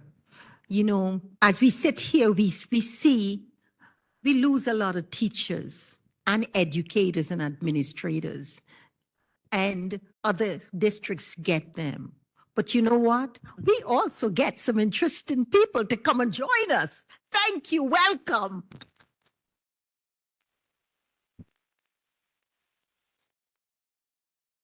And as we continue to ensure that we're meeting the needs of our district, I'd like to say a big thank you to Ms. Rochelle Crawley for taking on the assignment of serving as the acting principal at school number 5.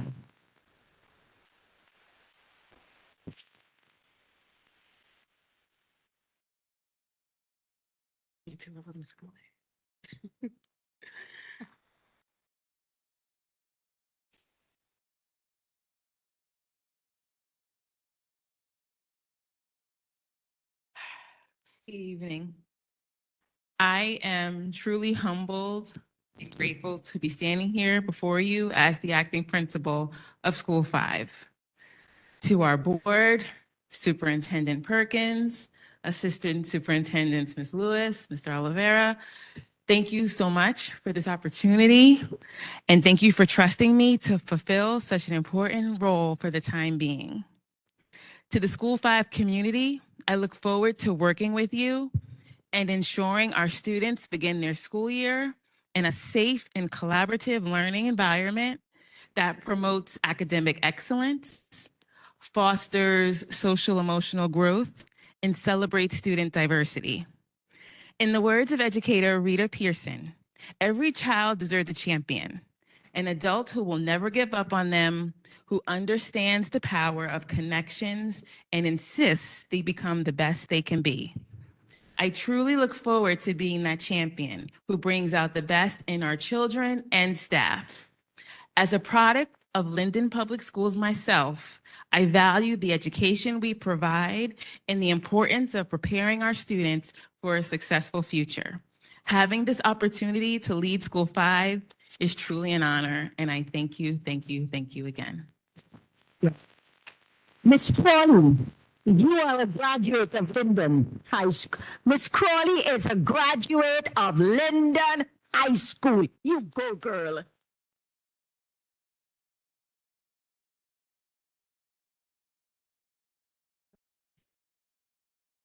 I want to thank you. But before we move on, I know several of you have brought family members with you. And if there's any family member or friend who would like to give a shout out to their loved one, we would love to hear from you.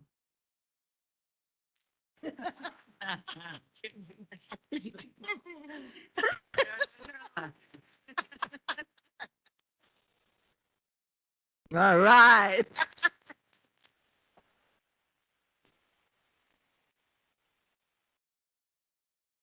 Thank you very, very much. It was really heartwarming to hear from all of you.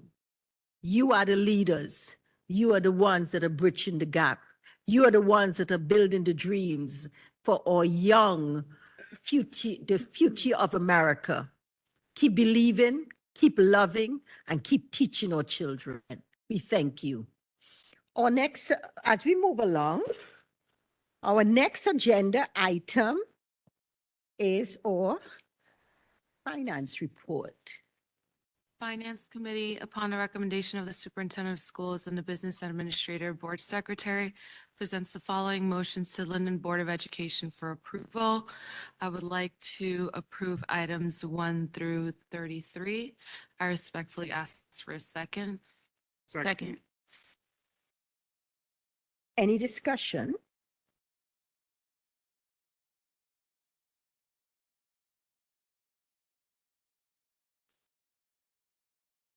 Could you just go over item number 33? Yes, tonight we are approving 3 routes for our, as was mentioned before, the pre-K program or K3 that's being housed in Roselle. The amounts that we're approving tonight, that was just a quote that was done. This is authorizing us to put together a bid to cover us for the remainder of the school year. No more questions? Roll call? Yeah.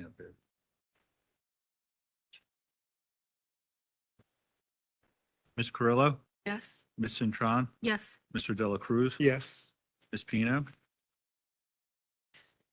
Ms. Rosada Quesada? Yes. Ms. Thomas? Yes. Ms. Armstead? Yes. And Dr. Burkhammer. Yes.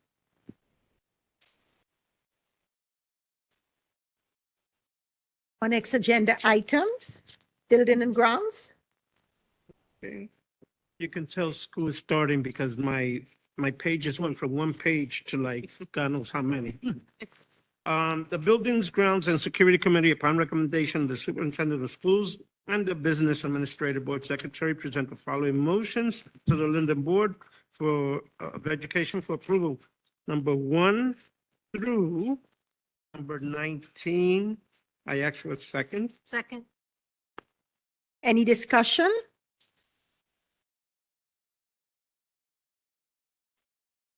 Roll call. Ms. Carrillo? I would like to recuse myself from items 12 and 13. Yes to all other items. Ms. Cintron? Yes. Mr. De La Cruz? Yes. Ms. Pino? Yes. Ms. Rosada Quesada? Yes. Thomas? Yes. Ms. Armstead? I would like to recuse myself from items 12 and 13. Yes to all other agenda items. And Dr. Burkhammer. Yes. Our last agenda item, planning and policy report.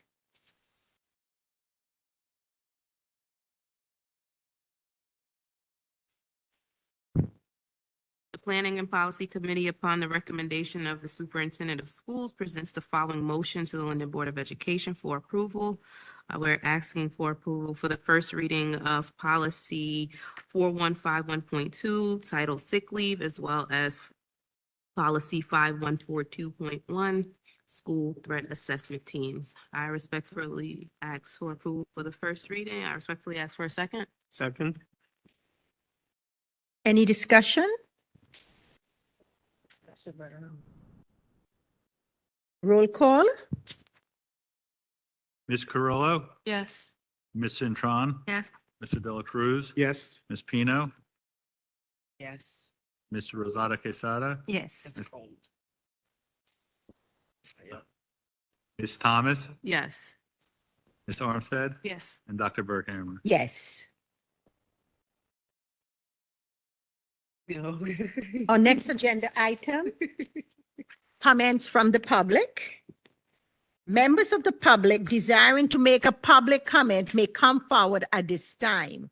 For those watching online, if you wish to make a comment or ask a question, please utilize the raise your hand feature on the online meeting platform.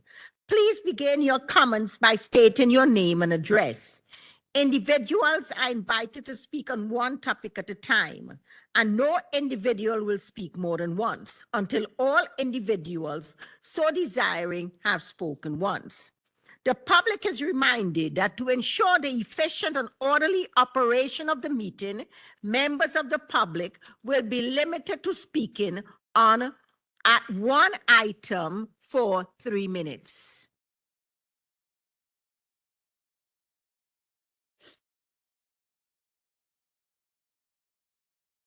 My name is Craig Halloran. I live at 120 Donaldson Place. I'd just like to say it's good to be back here in front of Linden, Board of Education. I am looking forward to working with members of staff, administration, and, any people that could use my help in doing whatever we need to do to make Linden the best school system in the state. I'm looking forward to any one-on-one meetings with administration I've asked for, and any recommendation that I've made for work around different schools, such as Deerfield's Terrace School, I believe number 9. And I believe that's it for tonight. Thank you very much. Thank you, sir. Anyone else?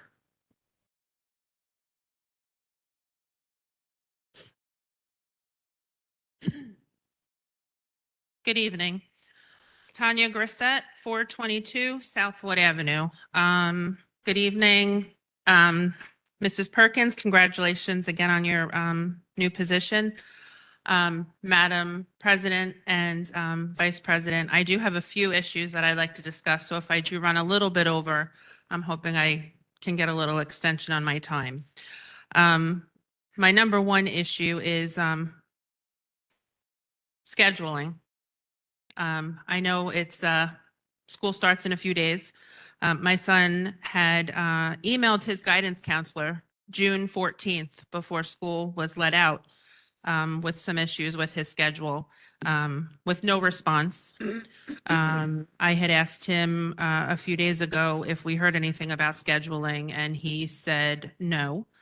So he forwarded me the email that he sent to his guidance counselor, which I forwarded to her from my email, with some of his call outs that he had. We got no response. That was Monday. I resent my email with the forwarded email yesterday, and I did finally get a response this morning. It was stated that with the changes that he needed and the influx of schedule changes that are taking place this week before school begins, that he should call her. He called her 3 times today and left 1 voicemail, and we heard nothing. So I, with him, will be up at the high school tomorrow to get this straightened out, but I just wanted you to be aware of the situation because he tried to handle it before school was let out back in June. One was a class he took last year, he has again this year. The other issue was, I believe there was 2 classes that he was interested in taking that were not on his schedule. So I don't know if it was, too many, students in those classes, but we never got a reason why. So those were some of the scheduling issues. He did make me aware that I guess there's a conference last year in the spring with the guidance counselors, a one-on-one with the students for their, I guess, recommendations for the students, as well as some of the things that they're interested in taking. So some of the things that were discussed during that conference was a washout because nothing is on the schedule that they had discussed. So I didn't know the point of the conference. Let's see. One of my other issues is, for those that don't know, I'm the PTA, Union County PTA president. I'm also the liaison for a few years. Thank you, Mrs. Carter Blocker. For Linden, all of the PTAs and PTO at School 4.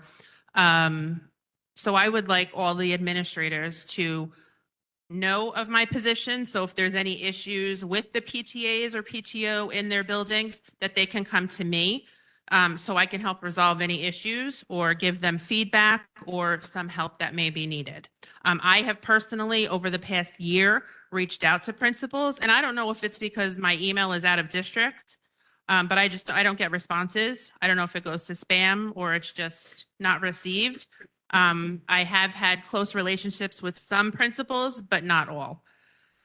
So communication is a big thing. Mrs. Perkins, I know when Amari started pre-K, you were principal at School 6 for your first year.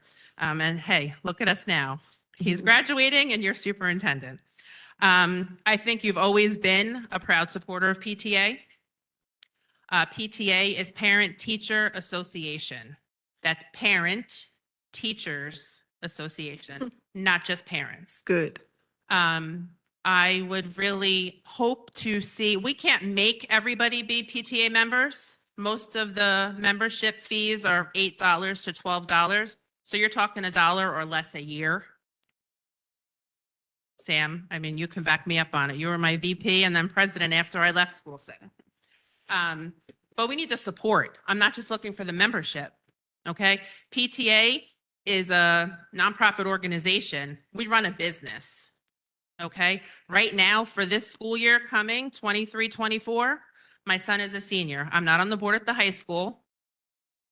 I'm signed on as a treasurer at Seoul, at School 2, and at School 1, because I stepped up as a parent who has one child, but I care for the thousands we have in town, and I didn't want those other PTAs to be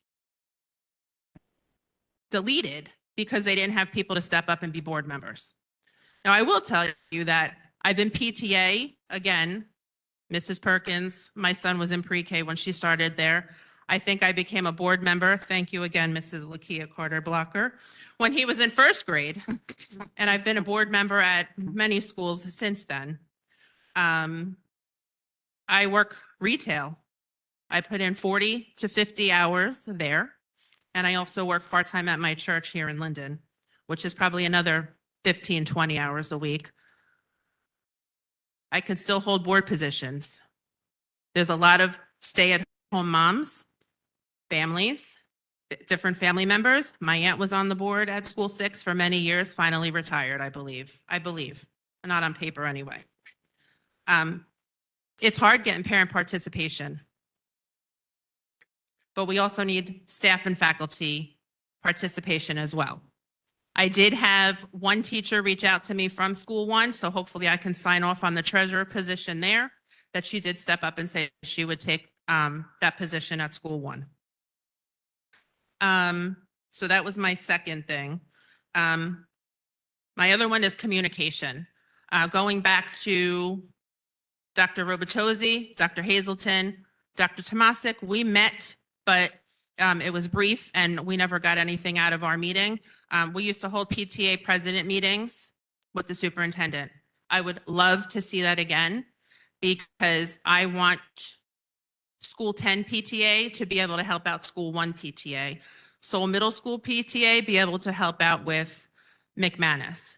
I've signed on as membership in plenty of different schools, and I'm on the board for the state. I don't have to pay a membership because I'm a state member. You know what I mean? So, but I still do it.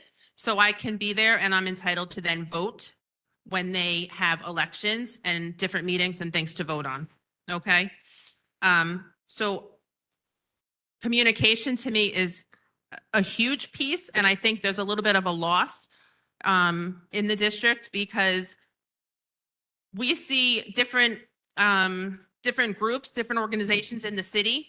Things get communicated district-wide, but we don't see that PTA from, School 10 having certain fundraiser or a dine-in night or whatever at one of the restaurants going district-wide. Why should it only be in that one building? We should be sending that out district-wide because I might not like Chick-fil-A and my school is having it that night, but I might like, I don't know, Applebee's and want to go help and support the other school. I'm a Linden supporter, not just the high school where my son is at, all schools. Okay. So that was just something I asked. I don't know. When I reached out to principals, I was reaching out because I wanted to know when events were. So now I'm really going by what comes and is approved in your agendas because so I'm kind of making my own schedule. So I kind of know what schools are having what events at different times. But if we had like a weekly or a monthly newsletter of what's going on, I mean, that's even something that I can try to put together to email and it can be put out so it's district wide. My other thing is in talking about communication, we all know social media. Some of us love it, some of us hate it. There's a lot of, I call them Facebook trolls, okay? I can read and scroll and not comment.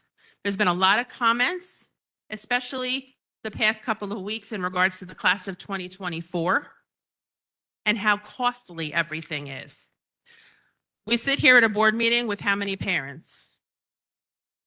We have PTA meetings. Dr. Berghammer, you've gone to PTA meetings when we were up at the high school. We have thousands of students. And there might be some online, okay? But they're quick to go to social media and complain. Some go online and make compliments. This isn't 1980 or 1990. Prices have gone up.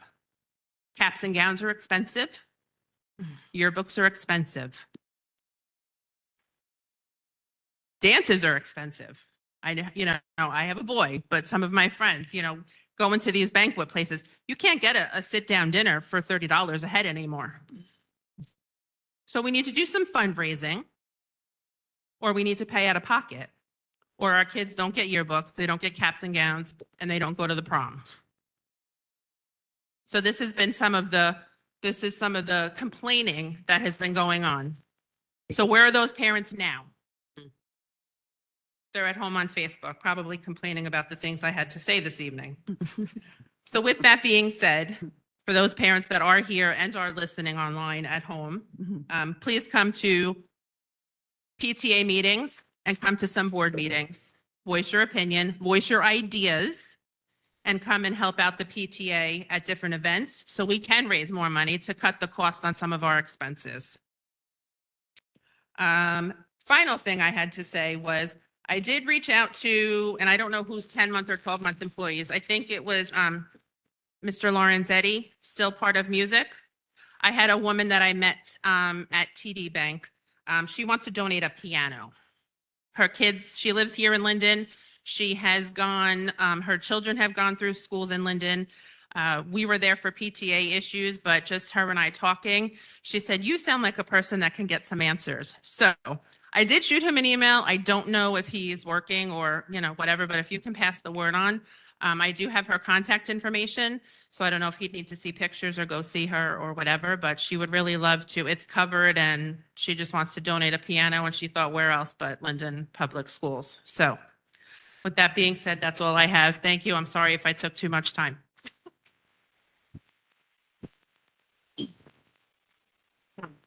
Thank you, Ms. Cosette. If you can email me from your email, all right, and I'll respond and I'll make sure that it gets out to the principals.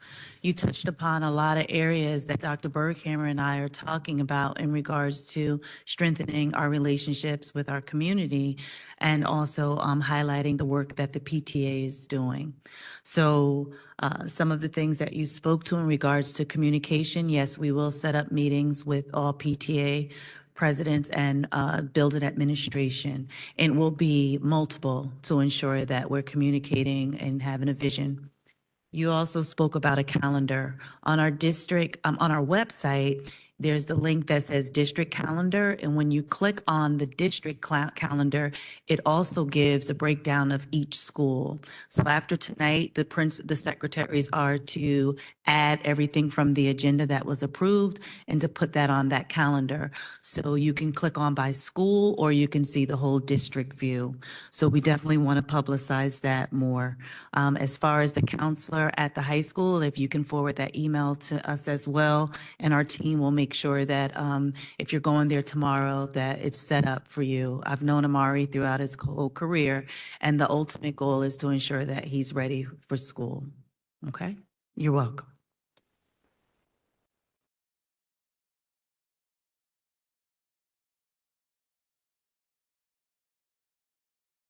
Kia Carter Blocker, 35 East Elizabeth Avenue, Linden, New Jersey.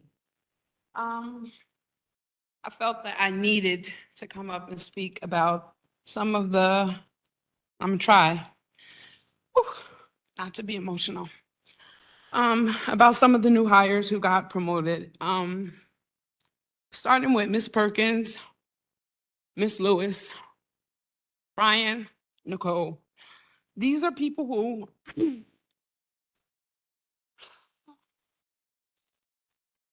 motivate me on a daily basis. I started this district as a single mom, just trying to find my way. I worked as a hall monitor for 8 years, and now I'm a secretary. I got my associate's degree, being pushed and motivated by Ms. Perkins. As I tried to do the secretary role, Annabelle, Ryan, Miss Ortiz, they would stay after. They would teach me things that I needed to know as, a role that I wanted to go into. These people, they dedicate helping people. So the people who you have now promoted, they are just heartfelt, like just good people. Nicole is my peace at work. She's like my calm, she's everything. So I just wanted you to know that these people mean so much to me. And that's it. Thank you.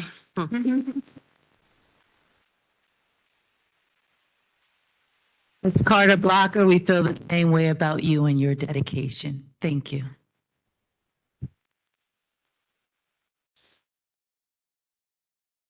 Good evening, Claudia Dolan, Linden Education Association Vice President, 1309 Thomas Ave. Life has been crazy, so it's been a couple months since I've been here. I just wanted to take a moment to congratulate you, Mrs. Perkins. You were my first principal as I became a teacher in this district, and I'm pretty sure that the first time I sat in your office, I cried and probably cried a couple times after that, but look at me now and look at you now. So thank you for all your inspiration. I look forward to continue to work with you in your new role. I also want to acknowledge our custodial maintenance and secretarial staff for doing a wonderful job for making our schools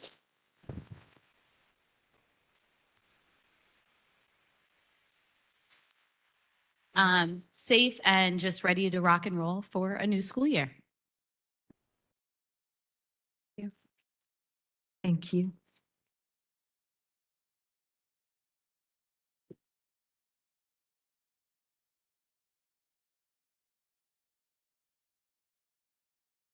Hi, my name is Diana Garcia. I live in 509 Amherst Road. This is my first time here. My son is about to start kindergarten next week, so I've been a stay-at-home mom. I work from home mom for the last like 5.5 years. So we had like avoided putting my son in pre-K just because of the fact that we just didn't want him to go to school 9 because of the whole situation for the principal regarding when we had put him in. And I had emailed, I had spoken a couple, months ago when I had enrolled my son. My son has a lot of severe allergies and things like that, that we had kept him at home for a while.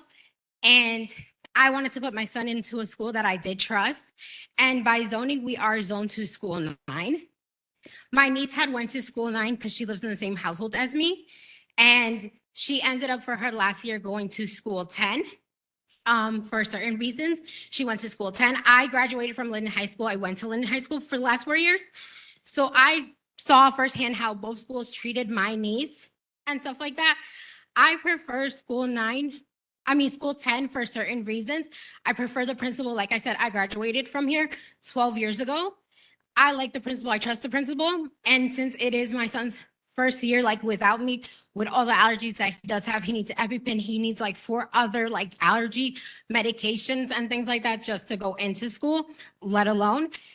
I had asked if he could be, just transferred and stuff like that. My smallest niece is going to school 10, so beneficial. It would have been easier for us to have both the children in the same school because I would have to drop off and pick up both the children.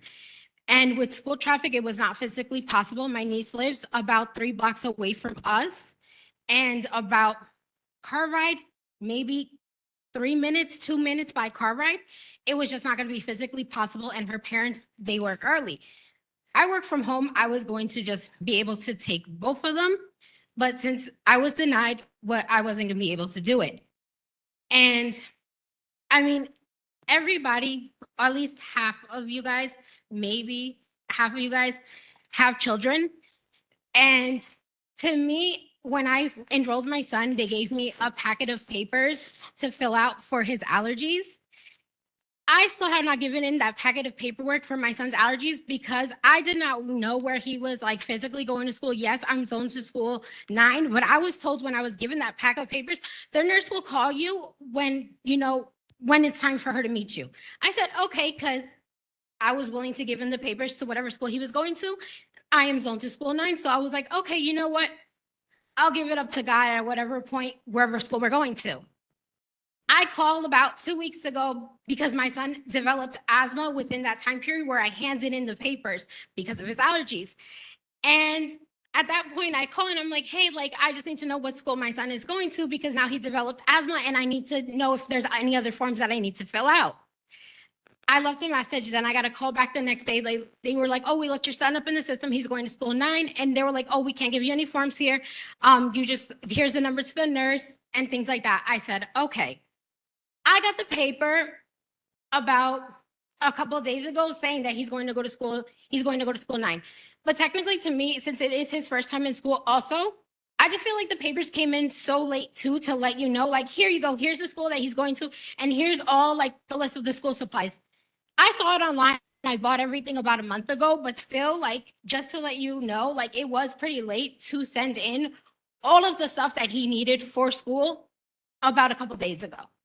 Because I'm sorry, but it's just like, he literally starts school next week and it's like, here's a list of stuff that you need to go by right now.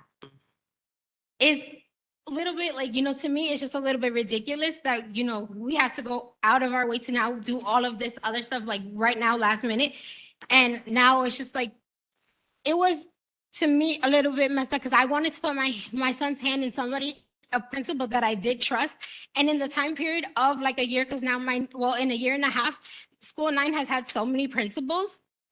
And I was denied because of the fact that we're zoned, like, if I would have lived across the street from the house that I lived in, he would have gone to 10 with no issue. With no issue.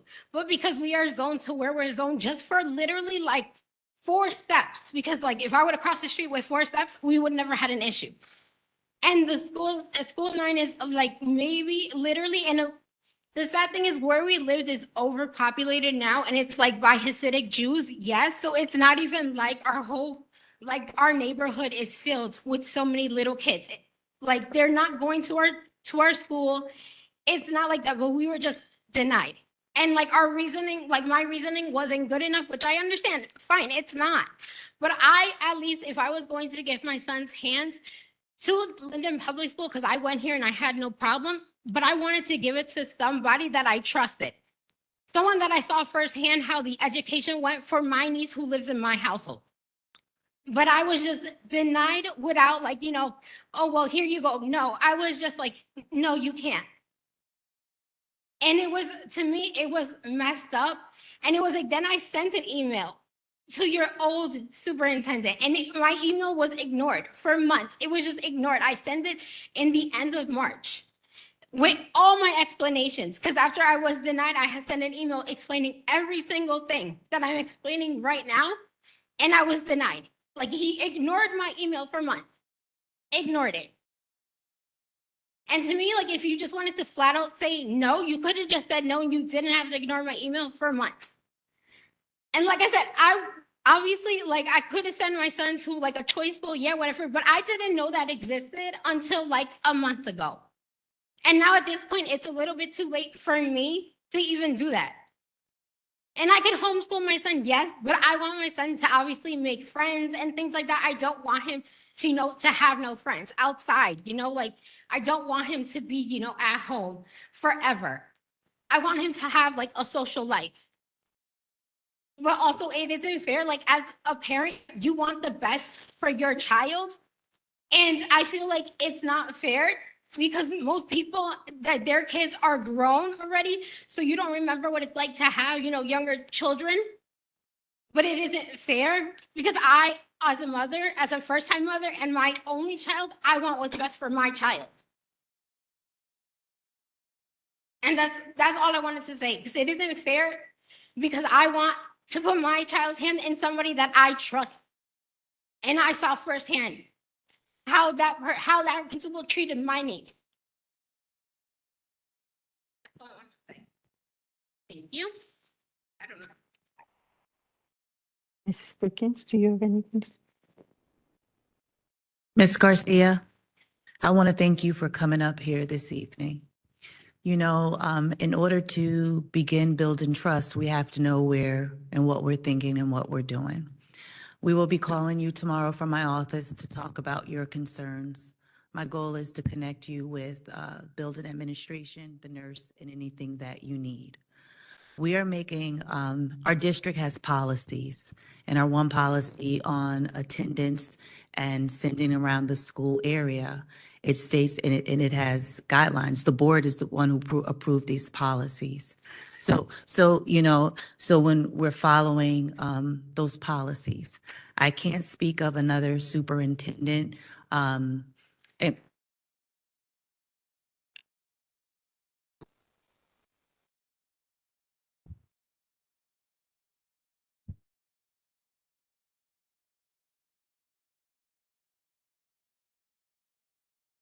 I think you need to shut it down. Right. Okay. So thank you for sharing that. And again, I will be calling you, we'll have you call you tomorrow to set up a meeting to work this out. Mrs. Principato? We'll talk about it tonight. Yes. Mrs. Garcia, once again, I really, really thank you for sharing this information with us. As a board, we understand one thing is that we are as strong as our weakest link. And if we see you have shown us today that we may possibly have a weak link, so we will work on it. I assure you, thank you again for your information. Is there anyone else have anything to share?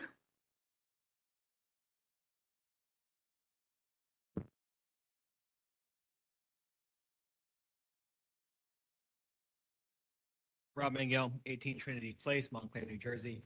LHS Social Studies teacher, proud LEA president. And much to my heart is yelling at me not to think about next week, but my brain knows it fully has to happen. And I can't help but think about next Wednesday night. Next Wednesday night, anticipation will be high. There will be an electricity in our town, in the homes of our students, in the homes of our staff members. Buildings will be prepped. Like Ms. Dolan said, our secretarial staff, our custodial maintenance staff have worked diligently to prepare the buildings. Our 10-month staff returned Tuesday. I know many of them have returned already to prep their classrooms, to prep their office spaces, to make their spaces as welcoming for our young people as humanly possible.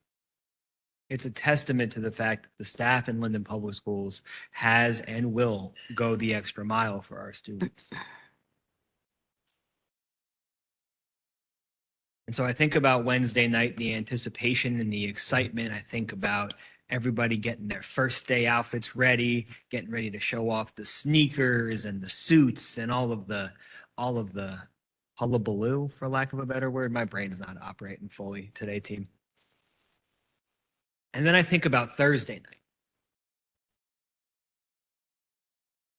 Students start to arrive home and family members, friends ask, how was the first day? And I know that the answers will vary. You got a kindergartner, they might come home super excited, super amped about it. You're going to get a high schooler coming home and we didn't do anything. I was bored. I was a high schooler once. We were all high schoolers once. That was the answer. But undoubtedly, the staff at every single one of our buildings is going to put their heart and soul into educating our young people. It's what we have done. It's what we will continue to do. Whatever comes on Friday morning after Thursday night, know that we are moving in the direction to educate our students. We have always worked together to that end. Dr. B at new staff orientation yesterday said that, she and I like to fight about things. And while that's true, the one thing we have never fought about is the extra mile that we will go to educate and to work for our students. I'm looking forward to an exciting school year. I'm looking forward to an impactful school year. I know you all are too. Let's work together to get it done. Thank you, sir. Thank you.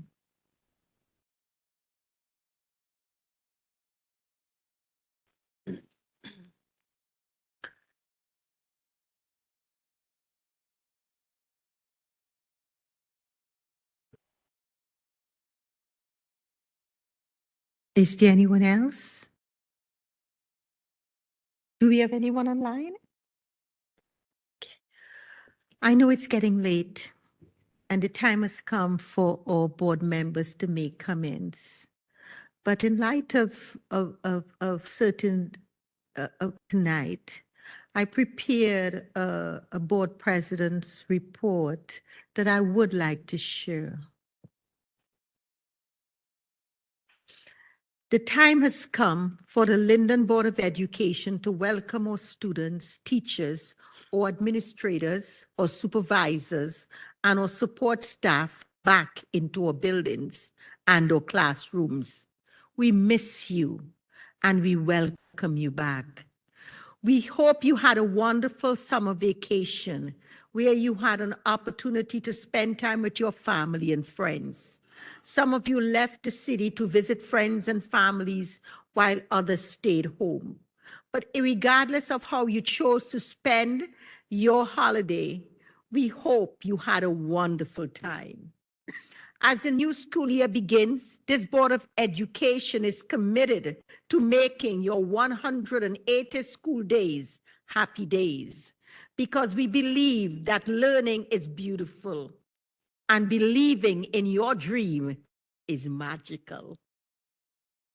Students, as you enter your classroom in the next couple of days, we want you to know that we are all here for you, to support you, to guide you, to develop you, and to teach you how to believe in your dreams and how to develop those dreams.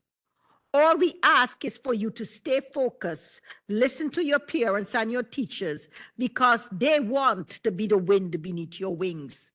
They want to prepare you for the future ahead of you. Your teachers are passionate, creative, and innovative. They try their best to understand who you are, what you want out of life, and how to get where you want to go in life. And with the support of parents, family members, friends, and the Linden community, working together, your 2023-2024 school year will be your best year ever. During the summer, this board had the opportunities to spend some time with some of your teachers and administrators, and they all said the same thing. They loved their school, they loved their students, and they loved being a teacher or a school administrator. They were all very excited and prepared to welcome their students back. Is there any better way to start our new year? We also had an opportunity to meet and speak with several of our new teachers and administrators, and they are all very excited to join the Linden team. We walked all our schools with the superintendent, the business administrator, and our maintenance crew. We are doing the much needed construction work on several of our schools.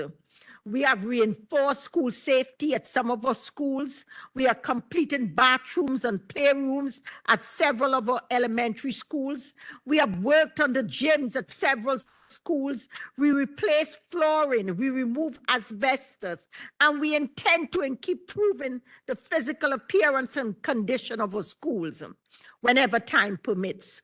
Our construction crew are working very hard and are doing an excellent job getting our schools ready for our students to return. In the last 2 months, the superintendent and the staff worked around the clock to prepare for our students' return. We updated our curriculum and our student handbooks. We added after school and adult programs. We improved our CTA, ELL, world language, pre-K, and special education programs. And we spent a lot of time discussing and improving our school safety and security measures. I will be remiss if I do not talk about school safety. As a city, we are blessed because overall, we have a great group of students. When we look at what is going on in the world, we are doing okay, but we could always do better. We know that all our parents and board members who have children attending Linden Public Schools are concerned about school districts, bullying, and school violence. But we are aware that nowhere is completely safe anymore, not even in your own homes. This is a reality of the world we now live in. But this board wants to assure you, I'm almost finished. We have taken every effort possible to reduce and stop school violence and to keep our schools safe. But keeping students safe is the responsibility of all of us. We must all work together to keep our children safe, because when one student hurt, we all suffer. Parents and students, we urge you, if you see something, say something. If your child is acting strange, reach out for help. Do not believe it is just a phase. Trust your instinct. Get help. Do not end up on the 6 o'clock news. If you believe your child is being bullied or is a bully, talk with someone. Get to the bottom of the problem. Doing nothing is not a solution. No one should feel unsafe while in school. A good and safe school environment benefits all of us. Always remember, it takes a village to raise a child, and working together always works. Thank you. All right, now.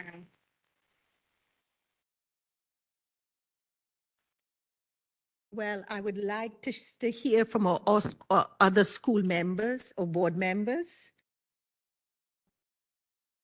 I was gonna say, I think the board concurs with everything that you just said, Dr. B. Yes, absolutely. Absolutely. It's cold in here. I'm cold. And I know it's getting late. Everybody want to go home. We got to go to work in the morning. But all I want to say is congratulations to the new hires, to the new teachers and everything. I appreciate each and every one of you. And it's going to be a rough road, but it's okay because we got each other. And we got each other. We there for one another. No matter what goes on, you get angry with us, you get upset with us. But guess what? When you look to the right, you got somebody. When you look to the left, you have somebody, and it's us. So we got you. So teachers, new hires, everyone, parents, thanks for coming. It's cold, y'all. I want to go home. How about y'all? Y'all want to go home? I'm tired. But once again, seriously, congratulations to everyone. It's great. Everybody's doing a great job. And thanks for coming. And yes, the schools look beautiful. The schools look beautiful. We got the pictures and everything. So kudos to everybody. Thank you very much. It's cold. Go ahead, Dinah. Thank you.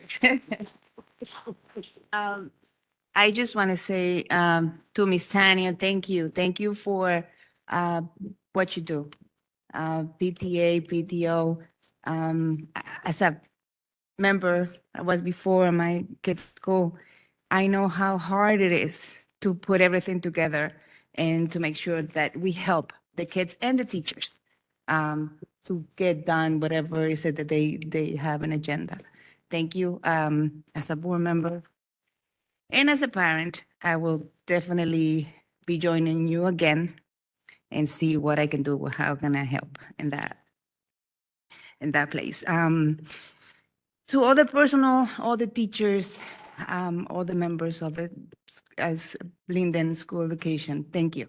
Thank you for putting this year together to making sure that our kids have everything they need and that is ready. It take a long, hard work, a lot of work, and you have done it. So thank you, guys. Thank you. And lastly, to the parents, get involved, guys. Get involved. A lot of parents, because of work, because of life, they forget about how kids are doing at school. They don't pay that much attention how the kids are doing. Get involved. Is the school responsibility to educate your kids in math and science and whatever it is, but it's your responsibility, it's our responsibility at home to show and to teach our kids respect. And we enforce it at school, but we as a parents, that's the most important thing that we have to show our kids. To be able to be good kids. I think we forget about that sometimes. So please, parents, get involved, get together with your kids, get together with the school. If you don't know, the personal that your kids is going, go, knock at the door. They're always there to open, to talk to you. So just get close and be involved with your kids' life. Thank you. Have a great night.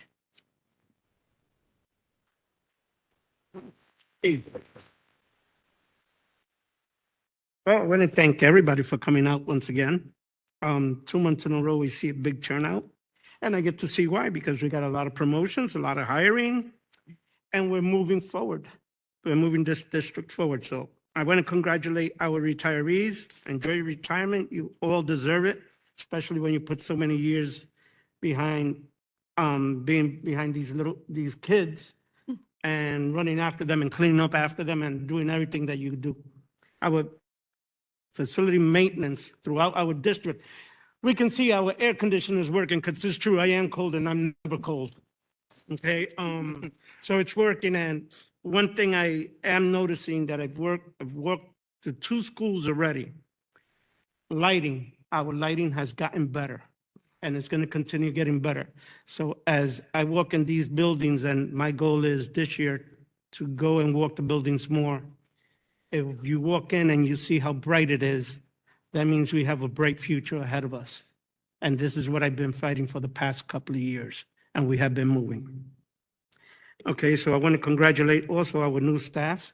And once again, those that have gotten promoted. Those, obviously, they are promotions that are well-deserved, and that means that you weren't overlooked, that you are stepping up to the plate, doing what you have to do. Thank you. And Tanya, the same way you were thanking Ms. Blocker, I thank you because you got me into the PTA in School 6 also. So you do have a couple of people here on the board, and you have parents here on the board that have gotten involved and that are still getting involved. I might not have gotten involved this past couple of years because of things in my life, but more, I am going to get involved more again. Okay, so I'm going to be out there. And the public, I want you to know, if you haven't heard already, this board has stuck together, and this board has listened. And if you're not getting a response from our administration, you can go to anybody on the board and we will question, and I'm sure you will get a response. Please don't feel that nobody's hearing you, because this board is listening to you, listening to the public, listening to the staff, and listening to our students. And as we are going to open up this year, we're going to have a student from the high school, I believe, sitting on the board, correct? Yes. So as you can see, we are going different. Believe you me, that this board is listening to you guys. Anything you have to say or any comments, reach out to us. And trust me, we will go to the right people and we will make it happen. One way or another, we will try to help you. We are listening and we're there for you. That's why you put us on this position. Thank you very much. Have a great night. And let's go home because I'm cold too. Okay. Okay. Good evening. I'll be quick. Congratulations to all retirees. Thank you for your service, and please enjoy what is ahead of you. It's also important to acknowledge and say thank you to all summer staff. My condolences to the family of Quinn Perkins, to the new staff that we will be having on board. Welcome and thank you in advance. To the individuals advancing in their careers, congratulations. Ms. Perkins and Ms. Orlean, thank you for your presentation. I think it's very important for everyone to be aware of all of that, including ourselves. Ms. Tanya, thank you for your questions, comments, and concerns. It's very informative to know all of that. And I also agree with some of the comments you have made in terms of social media. I think it's important for parents to make those, to be a part of the PTA. I think that's very, very important. To all involved in the remodeling of some of our schools, thank you for the awesome physical changes that have been done. It's awesome to see schools that I have previously attended just amped up and ready for the new school year. And as the start of the school year is very near, I wish the best of luck to all students and staff, and also to us, the board. I'm excited.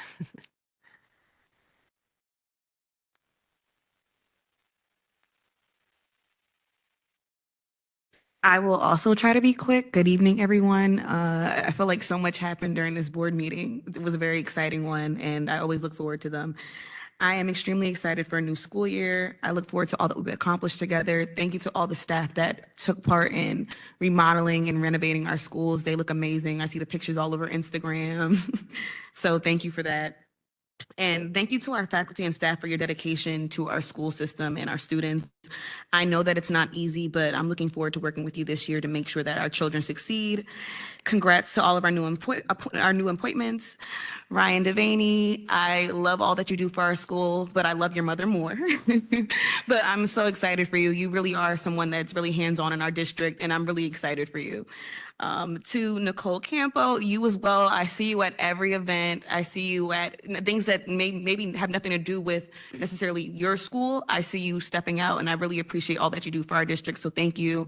I'm really excited for you as well.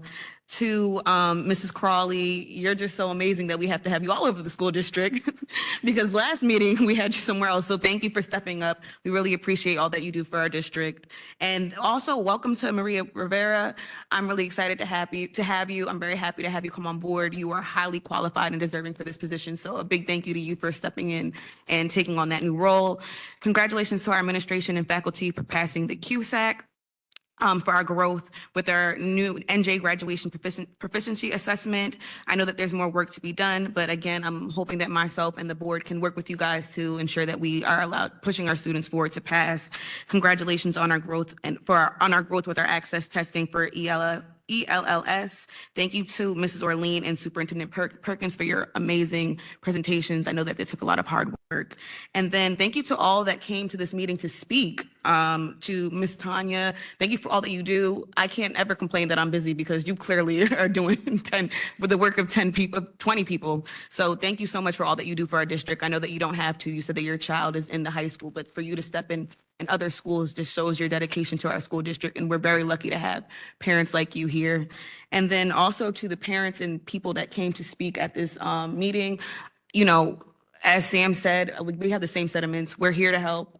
Feel free to reach out. You know, we don't have all the answers, but we are willing to listen and see what we can do to best accommodate whatever situations you guys are dealing with. So thank you for taking the time out of your day to not only, you know, voice your concerns, but also come to the meeting because that's an extra step that a lot of parents, you know, sometimes don't do. So thank you for coming. We appreciate what you guys had to say, and I'll cut it short because I know everybody wants to go home. Good evening. First, I'd like to start with the retirees. To David Bolduc, Diane Kaleha, and Robert Kradzar. Thank you for your services, and we wish you well on your retirement. My condolences to the family and loved ones of Quentin Perkins. Also, thank you, Mrs. Perkins and Mrs. Orlean, for your presentation. As far as the congratulations, Mr. Devaney, thank you. And I like what you said with Together We Change Lives. That is very true. Nicole Campo, congratulations. Maria Rivera and Ms. Crawley. I know School 5 is a blue ribbon school, and I'm sure that they will be in good hands with you leading it. As far as the renovations, I would also like to thank the staff members working throughout the summer in preparation for the new school year, Mr. Anderson and Mr. Ramirez, AKA Rowley. Thank you. I am delighted on the approval of the Special Olympics program offered within the Linden Public School District for early childhood and elementary level students. Not only will these students benefit from it on a physical level, but they will also gain emotional and psychological benefits, including self-confidence, social confidence, increase their self-esteem, and decrease in anxiety. I personally can relate to children with special needs, and I know the importance of constantly reassuring their doubts or fears. I am pleased and proud to see that September 15th through October 15th has been proclaimed as Hispanic Heritage Month. This national recognition will be acknowledged and celebrated in all schools in this district. I look forward to seeing the activities, ceremonies, and the events that will be displayed. It's exciting to see that the school new year will be starting next week. The first day of school can bring a host of emotions for both teachers and students. I hope that the opportunity of learning and educating each other, socializing with peers, and reestablishing our routines goes smoothly. It can be fearful to leave our comfort zones and be concerned about the upcoming challenges. I wish you all well and also wish my fellow board members the best on how we can handle all these matters. We want the best for this district and we intend on being as involved as possible. Wishing you all a safe and happy Labor Day weekend.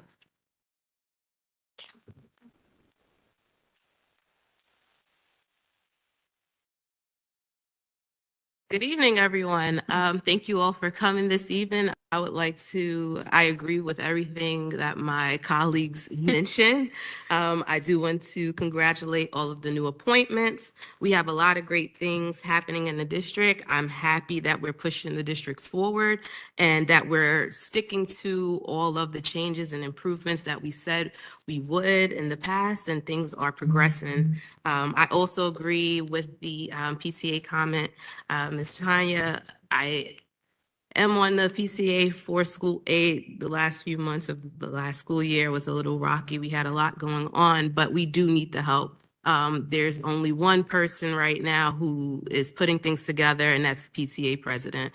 And that should not only fall on her. I encourage all parents and teachers to just get involved as best as you can, because it truly does take a village. I thank you all for coming. Let's have a great school year, and we'll have more to come at our next meeting in September. Thank you. Thank you. Meeting adjourned. Thank you very much to all the board members. We really look forward to the new school year. I know you're cold, so we can. Yes. Now we're going to talk. Our next agenda item is new and unfinished business. Do we have any comments about a new and unfinished business at the moment? If you don't, I just need to ask a question about our adult education program. When is it going to start and how are we going to roll it out? So our adult education, what we're going to do is do something very similar to what we did for the Special Olympics.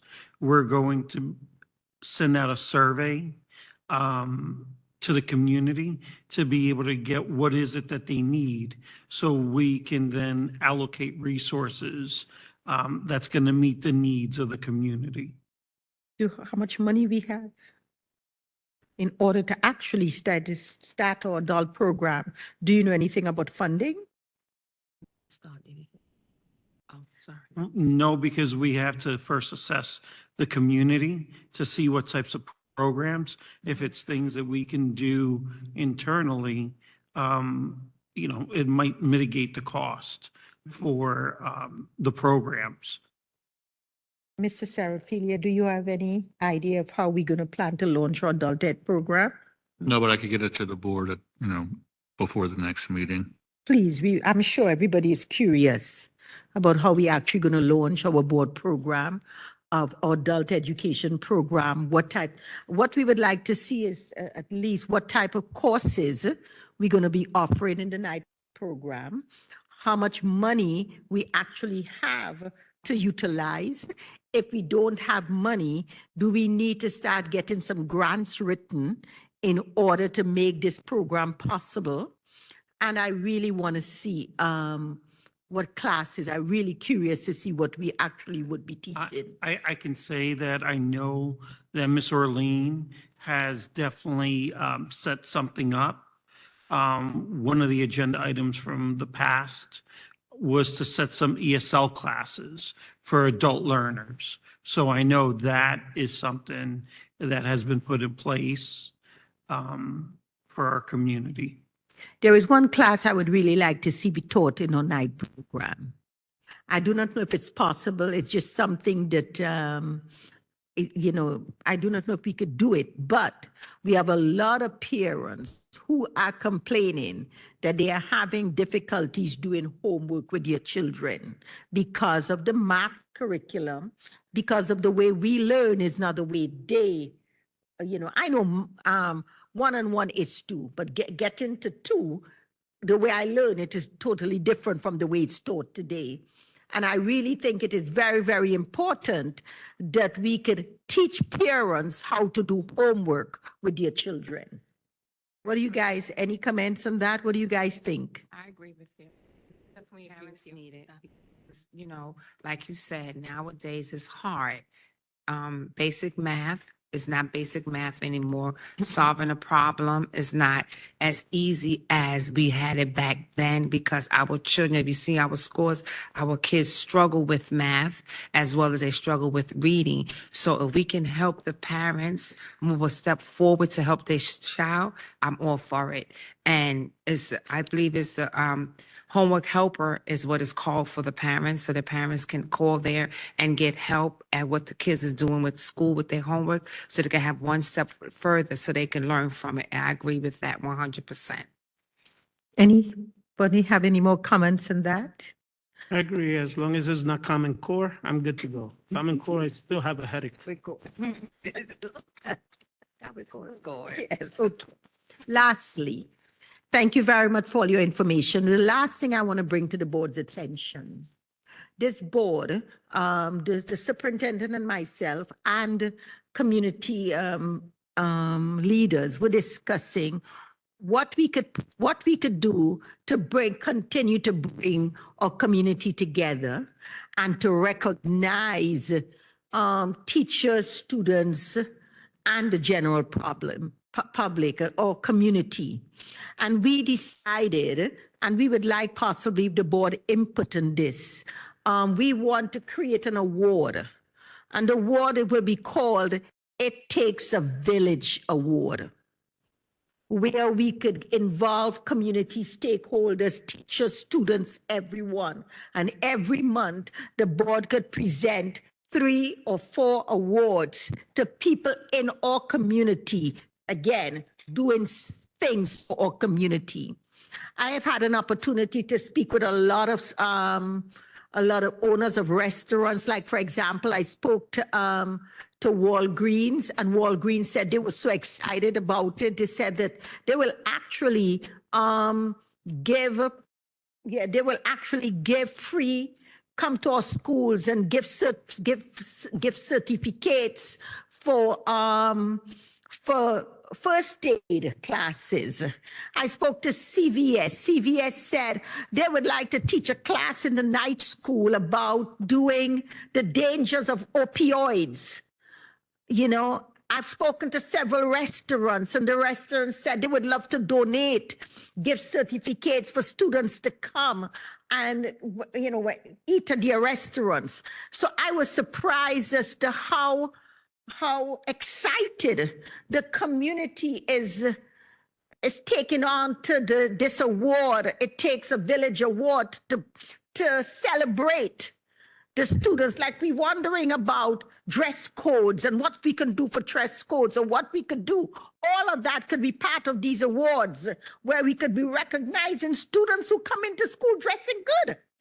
Because sometimes punishment and sending him home may not be the solution. Maybe recognition. We have to try different things in order to turn things around. So I do not know if you guys have any thoughts on It Takes a Village Award. I think it's a good idea. I think everything that you just mentioned is a great step forward for us. Anybody else have anything to share about an award like this? No, I think it's a great idea. I think it's a good way to focus on the positivity going on in our community. And I think they'll also push people to come to the board meetings, because if you're getting an award, you might tell a friend to show up. Anyone else have anything to share? Okay, well then. Just want to think on how small you start, like we're doing with the Special Olympics, because we're starting small. And it takes a village when you start small, how you grow. And when you grow, that's telling you you're doing good stuff. So we need to grow. So I say, let's go forward and put our minds together, get our public and survey them and see what they see out there that we don't all see, because we never see everything. A lot of people see more stuff than what we can see. Well, you know, social media only talk about the bad. There's so much good going on out there. This is a new school year. We are the Board of Education. We are the ones, we are not to the back. We have to decide as board members, are we leaders or are we followers? What do a leader do? They create stuff. They create programs. They create initiatives. We also have another choice. We could look at the positive, create the positive, or let the negative consume us. This is what we do. This is what we were all put here to do.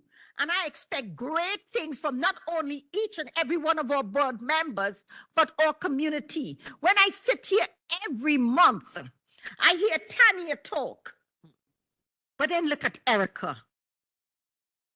Erica is an example of a good citizen of Linden. She's here at all our meetings. Everywhere I go, Erica is there. You know, so if she can do it, we can all do it. I know we are cold. I want to say good night, but this is the beginning of a school year. Let's get it done. And I would like someone to close the meeting. You know, we need to thank Donna too, because Donna's here all the time. Okay, right, Donna? She's here all the time. And she has a positive, you know, she smiles all the time and she welcomes us here. So Donna, thank you. Listen. Donna, thank you. Dr. B, you know how you mentioned about the dress code? You mentioned about the dress code? Yes. Maybe like, now that I'm thinking of it, maybe like have like donations. You know how we have like the books that they could share or take, and maybe like donating clothes, maybe for kids who aren't able to purchase nice clothes, or the homeless as well, the homeless.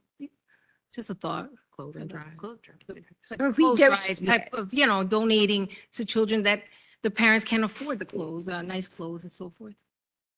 Yeah. Well, Donna, I love you being here, but every time you come here, you put me to work. Yes. Anyway, so if we don't have anything else to say, I would like someone to make a motion to close the meeting. Motion to close? Second. Roll Yeah, everybody agrees. Everybody said yes. Ms. Farillo? Yes. Ms. Cintron? Yes. Mr. Dela Cruz? Yes. Ms. Pino? Yes. Ms. Rosada Quesada? Yes. Ms. Thomas? Yes. Ms. Armstead? And Yep, Dr. yes. Bergam? Yes. Yes. Thank you very much for coming. It's cold. Thank you.